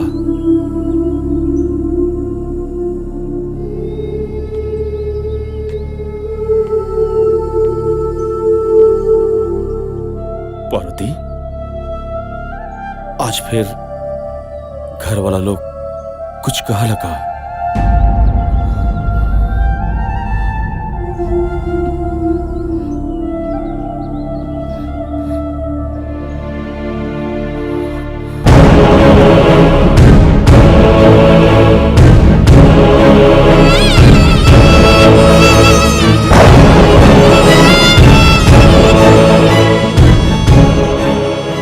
रउआ इतना बड़ बात हमनी से छुपौनी काहे? सिर्फ हमनी के खुशी खातिर रउआ इतना तकलीफ झेलतानी। रउआ के कैंसर बा और रउआ हमरा के भी ना बताउनी कि रउआ मौत और जिंदगी से लड़ रहल बानी। हमरा के अपना ना समझनी का। अकेले इतना तकलीफ काहे सहतानी? चुप काहे बानी? बोली ना, काहे चुप बानी? कुछ तो बोली रउआ। का बोली तो से? का बताई तो से पार्वती? हम ही कैसे बताई कि हम मरे वाला बानी? हमार रोज दिल दिल खुट खुट के मरतनी। बाकी रह गई बात, हम आज जिंदा बानी खाली तोहलो खाली। और तो के बता के तो हो के घुट घुट के मर देती। तू के कैसे मर देती पार्वती? हमारी बात सुनो ना। वो राजू को पूरा जिम्मेदारी तोहरे ऊपर बा। सुना हमार बात, तो इतना कमजोर मत पड़ा, इतना कमजोर मत पड़ा। सुना ना, अभी हम जिंदा बानी। अभी हमरा कुछ नहीं होके वाला। अभी हम जियब। रउआ कैसन बात करतानी? अरे अगर रउआ के कुछ हो जाए तो रउआ सोच ले बानी हमने के का होई? और हम रउआ बिना कैसे जी पाई? ऐसे मत बोला। सुना ना, तो क्या हमार कसम घर में केहू की मत बताइए तू। और घर में बाबू हुई तो ओके मालूम पड़ी तो ओकरा के सब बतावले से ओकरे ऊपर बहुत गहरा असर पड़ी पावती। ये बात की समझा तू। और अभी हम जियब, मरा थोड़े मानी अभी। अरे अभी हम जियब। अरे हम जियब पावती, तोहरा खाती और राजू खाती। अरे हम भी कुछ ना हो। तू बोलू ना, तू बोलू ना।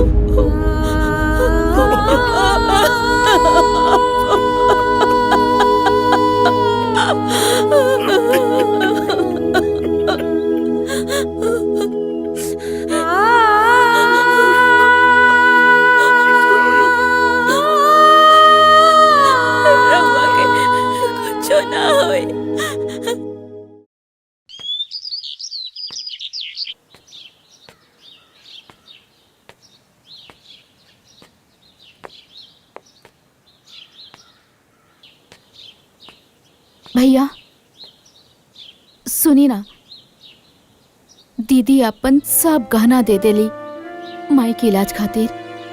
हमरो पास ही कुछ गहना बा, है रउआ ले ली, माई के इलाज करावे में मदद हुई। ले लो ना भैया।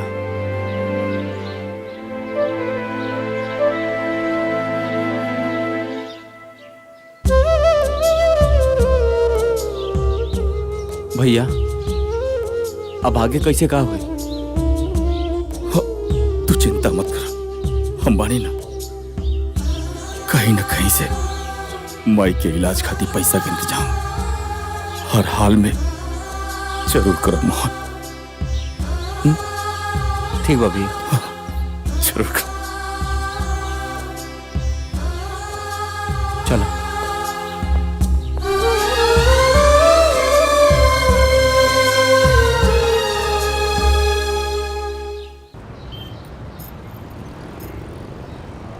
दो लाख रुपया से ज्यादा के माल नहीं है।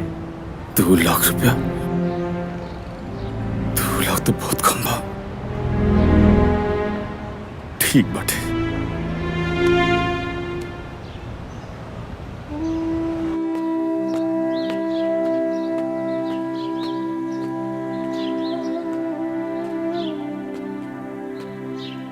शंभू बाबू। हाँ नमस्ते। प्रणाम प्रणाम प्रणाम प्रणाम। मोहन रउआ के बारे में बतौले रहे। बड़ा तकलीफ लागल सुन के कि माता जी की तबीयत खराब बा।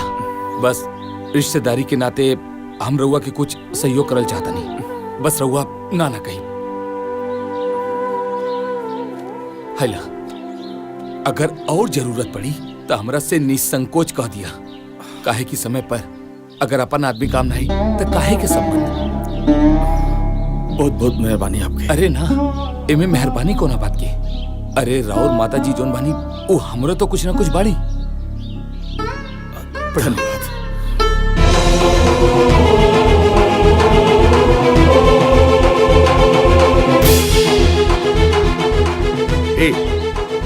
माई बीमार किया तू चले इलाज के लिए पैसा खर्चा करे के पड़ी। अरे आज तारा ई हरकत पर हमरा खुदे लाज लागत। आज तक हम तेरा हर गलती के ई समझ के माफ करी कि तू आज न तो काल समझ जाए, मगर तू कबू नहीं कुछ समझ। अरे तू कहा जन कि एगो माई के ममता का होला? हमरा से पूछा जेकर माई नहीं खे। अरे हम तो सासू माँ में अपन माई देखत रहनी है। हम इलाज कराए, हमरा लगे 50,000 रुपया बा, बाकी का इंतजाम हो जाए। अब चला। हमरा के माफ कर दी। अब हम कौन मुंह लेके अपना माई से मिले के जाए? पता ना माई हमरा बारे में क्या सोची है। अरे कुछ ना सोची है, उनका यह बुझाई कि तू पैसा लेने गई रही बा। चला चला चला आवा।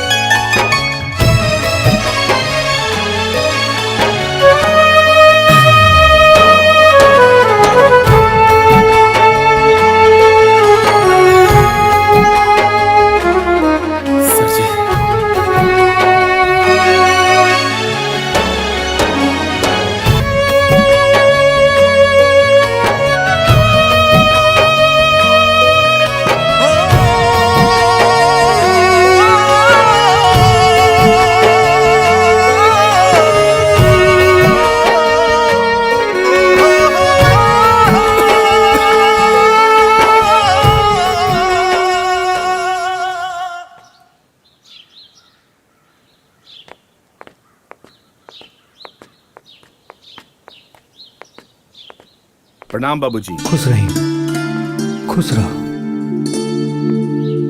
ये सब कैसे हो गए बाबूजी? हमरा तो दिव्या से पता लागल है कि अम्मा जी बहुत सीरियस बारी, मगर वह तनको चिंता मत करी। हैली 50,000 रुपया अभी इतने रहा, बाकी हम इंतजाम करें, मगर दवा इलाज में कोनो कमी नहीं करे के। रउआ एकदम चिंता मत करी, सब ठीक हो जाए। बाबूजी माई ठीक हो जाए नु। अरे बेटी, भगवान चाहिए तो तहार माई बिल्कुल ठीक हो जाएगी। तू चिंता मत करो।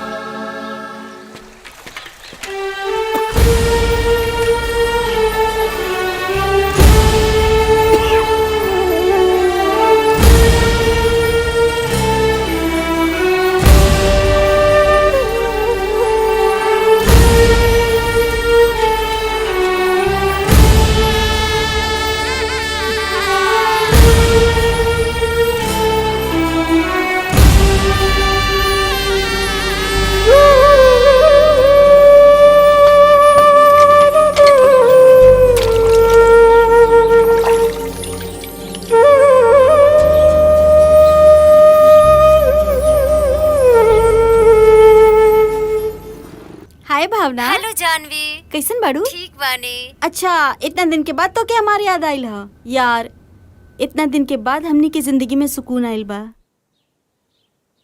मतलब गांव छोड़ के शहर में लेके आइल बानी। बीजी बताओ तो।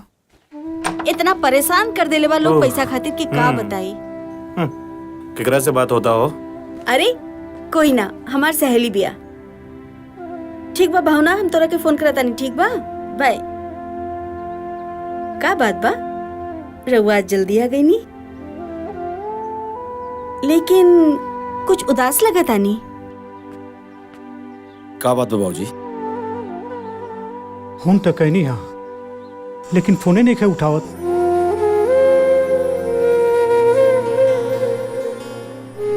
रउआ चिंता मत करिए बाबूजी, कहीं व्यस्त होइयो,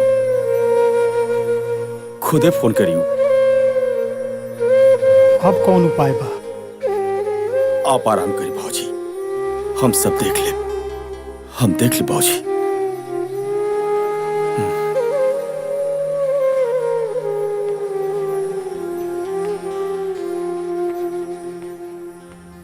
पता नहीं का है, आज माई बाबू का बहुत याद आवता हमारा के। एगो काम करा, तैयारी करा, हमरा के भैया भाभी से और सबसे मिले के बाद आज सबके हो के याद आवता। ए जी, एगो बात कही। उ दिन दीदी खातिर साड़ी ना ले रानी, उ लेके चली का? दीदी के बहुत अच्छा लगी। का बात बा? आजकल फैमिली के बारे में बड़ा सोचता रो। ए जी, हम कबो न चाहत रानी कि हमार फैमिली से कोनो दुश्मनी रहे। बस हम तो ई चाहत रानी राउर 2 पैसा बचे, और हम का दुनिया के केहू भी पत्नी ये चाहे कि ओकर पति के 2 पैसा बचे। कितना समझदार हो गई बाड़ी हमार मेहरारू। चली खाना खा ली।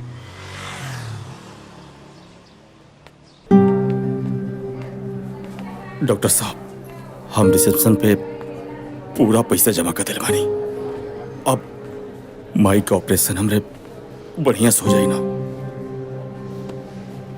हम अपना तरफ से पूरा कोशिश करें, बाकी भगवान के मर्जी। भरोसा रखो, सब ठीक हो जाई। तू ठीक बाड़ा ना? हाँ ठीक बनी। अपन ख्याल रखिए।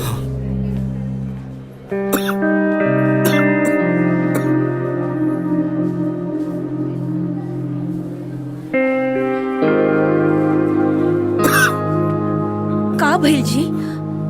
डॉक्टर साहब ऑपरेशन करता नहीं, सब ठीक हो जाए।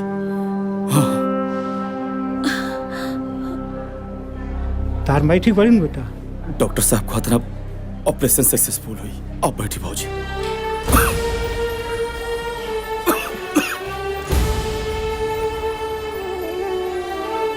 हमरा बहुत डर लगा था, न जाने अब का होई।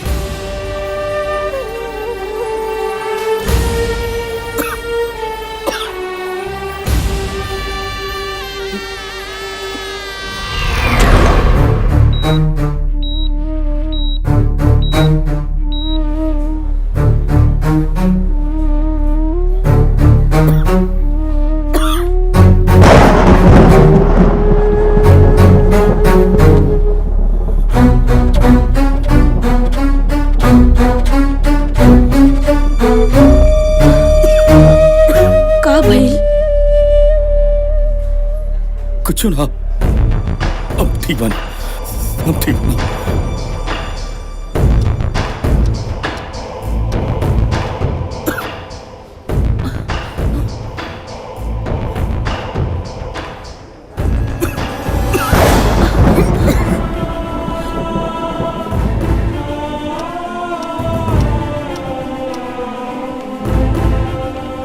शंभू, बहुत बड़ा खुशखबरी बा। माँ जी के ऑपरेशन कामयाब हो गए। भगवान तो प्रार्थना सुन ली। ऑपरेशन कामयाब हो गए। अरे शंभू, ठीक बाड़ा नु? ठीक बाड़ा नु? भाई ठीक हो जाए। बाबूजी, हाँ सब ठीक हो भाई ठीक हो जाए।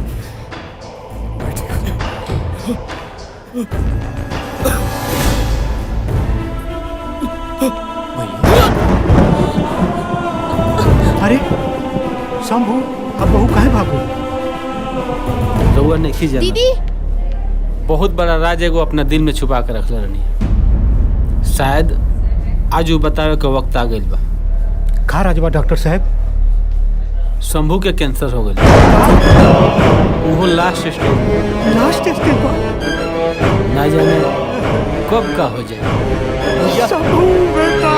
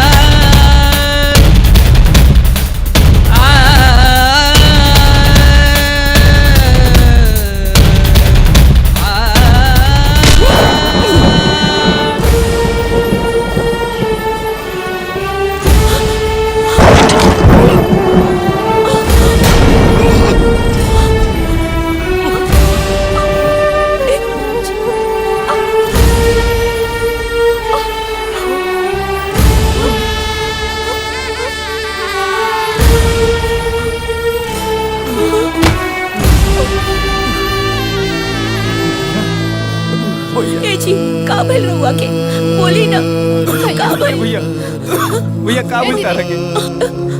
भैया के का हो गई? का भइल दीदी?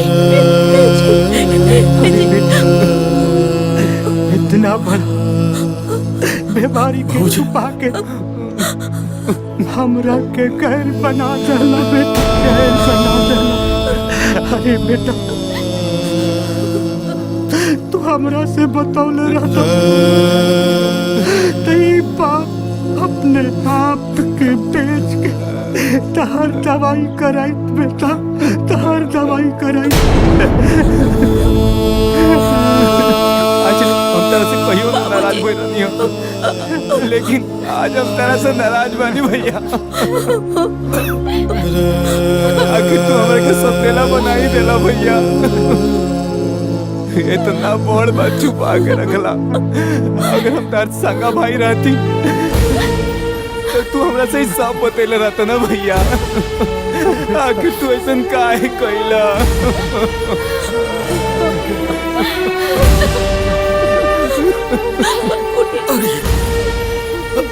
ऐसे मत तू और प्यार बाबूजी का प्यार और पार्वती का प्यार,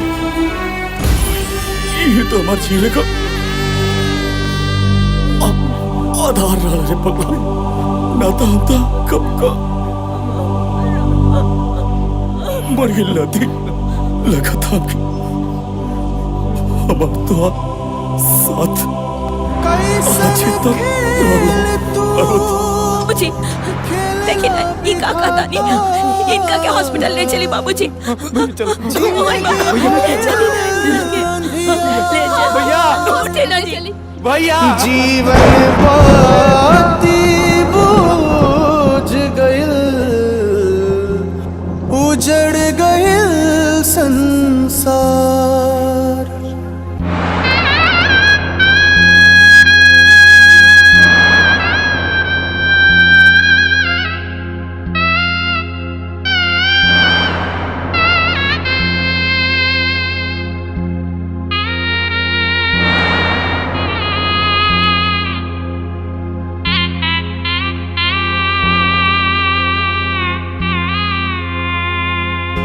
सैया जी काहे हमार बोलत नहीं की, बरसता नैना लोरवा पोछत नहीं की।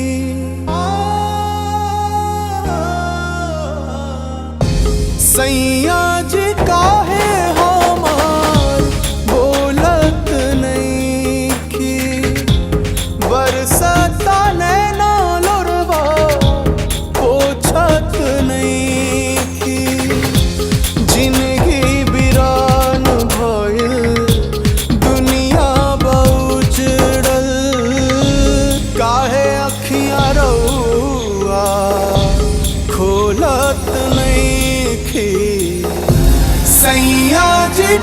काहे हमार भूलत नहीं की बरसत नैना लुरवा पूछत नहीं की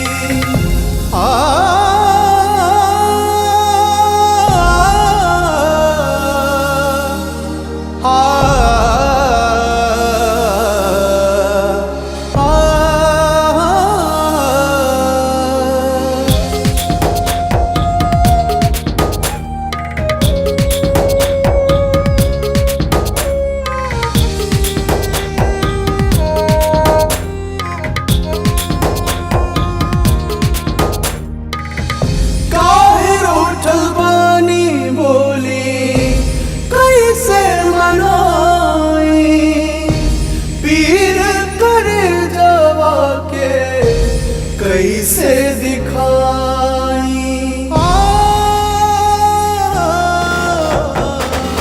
काहे रूठल बानी बोली कैसे मनाई पीर करे जवा के कैसे दिखाई असरा के दिया बोतल अरमा बिखरल तरसता खिया देखत नहीं की सैया जी काहे हमार बोलत नहीं की बरसत नैना लुरवा पूछत नहीं की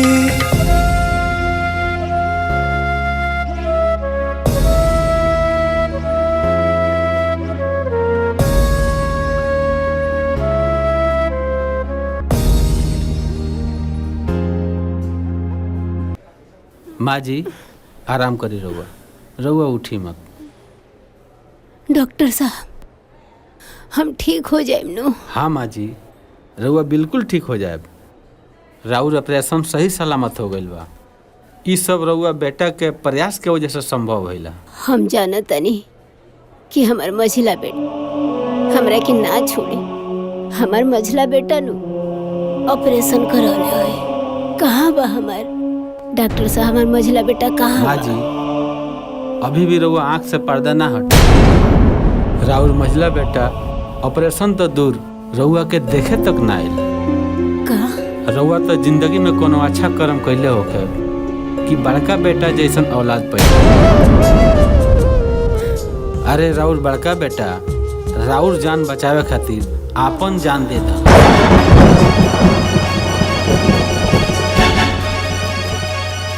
रहुआ तो पहले से ही अपन कैंसर के इलाज करवा रहा हूँ। माँ जी के ऑपरेशन खातिर इतना सारा 5 लाख रुपया रहुआ कहाँ से लेके आए? आप चिंता मत करिए डॉक्टर साहब, हम अपन कैंसर के इलाज छोड़ दें, लेकिन माई का हम इलाज जरूर कराएं। कहीं से भी इकट्ठा करे पड़े पैसा हम जरूर कराएं।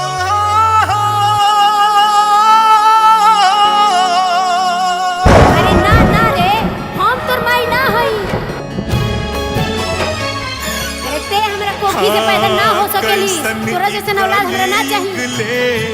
आइल जमाना कि दुगो आँखी देखे परिवार हो, दुगो आँखी देखे परिवार। मन करे जहर मार खाई मर जाईती, अपन जान दे दिला जहर मार डॉक्टर खाई मर जाईती। हमरा बेटा के पास जाए दी। निकले नया धाम हमरे के जाए दी। माँ जी रहुआ आराम करो, रहुआ उठी ना। कितना भागन बानी। हो खेला बिहान।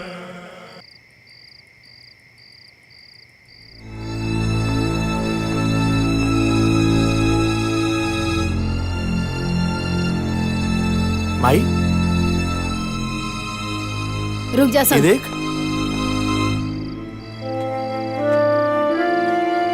का भइल माई? ऐसा के बता जे आइल बड़ा तू? हाँ, का बात चल बा? जवन लेवे आइल बड़ा? अरे सब कुछ तो खत्म हो गई, सब बर्बाद हो गए घर में। तू ऐसे काहे कहता रे माई? मत कहू हमरा के माई, हम तोर माई ना है।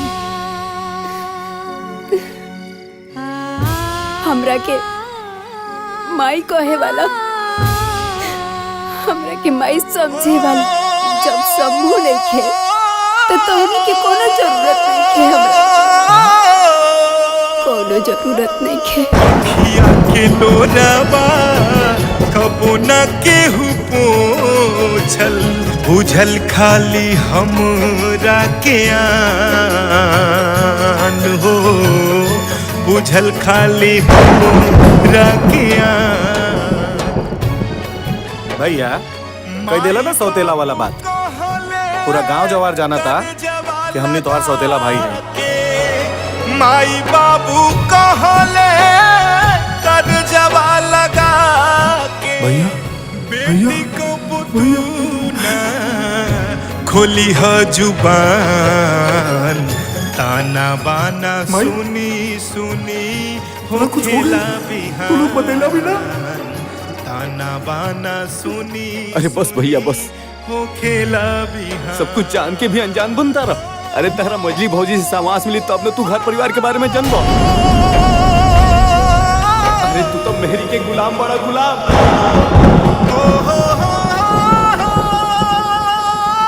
तोरा मेहरारू के लगे इतना बार फोन करनी, लेकिन तोर मेहरारू ना उठौलस। हाँ भैया, हमनी के तरह से बहुत बात करके कोशिश करी, बहुत फोन लगौनी, मगर ये मजली भौजी तरह से बातें ना करे दी। हमरा के सब समझ में आ गए। अरे हम तो वो अभागा बानी कि जे अपने भाई के प्यार भी ना समझ पाईनी। ए जी, केहू भी पत्नी बस इहे चाहेली कि ओकर पति के कुछ पैसा बचे। अरे तोरा के पैसा चाहिए ना रे, ये ले पैसा।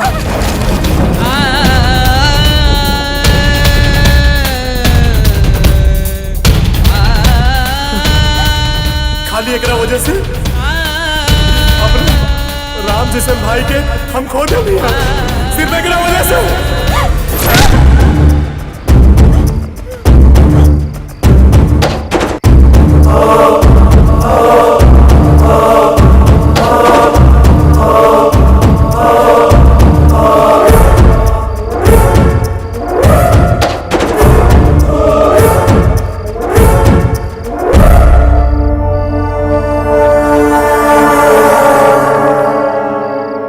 करतानी बबुआ।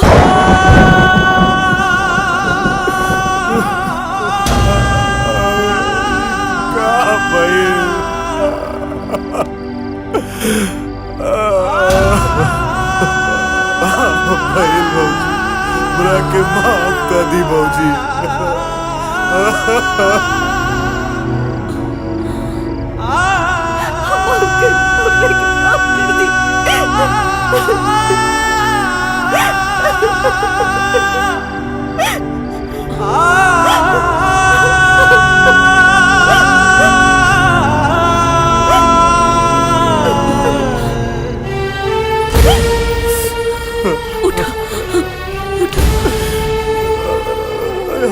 से कहो दीदी, हमारे एक छोटी गलती की वजह से एक पूरा परिवार में कर गई, माफ कर दे दीदी। बबुआ, जौन होके के रहे वो तो हो गए। देखिए ना माँ जी के का हाल बना के रख ले बानी। हे माई, हमरा के माफ कर दे माई। हाँ बेटा। माँ जी, माफ कर देना ये लोग के। माँ जी माफ कर दी। हमरा के माफ कर दे रे माई। हम के हैं माफ करे वाला? हम तो भगवान से ये कहब कि हर घर में ऐसा ने बहू आवे बबुआ तुम्हार भैया हमेशा चाहत रहलन कि ये परिवार हमेशा सुखी रहे और ये जहाँ भी हुई हन बहुत खुश हुई हन।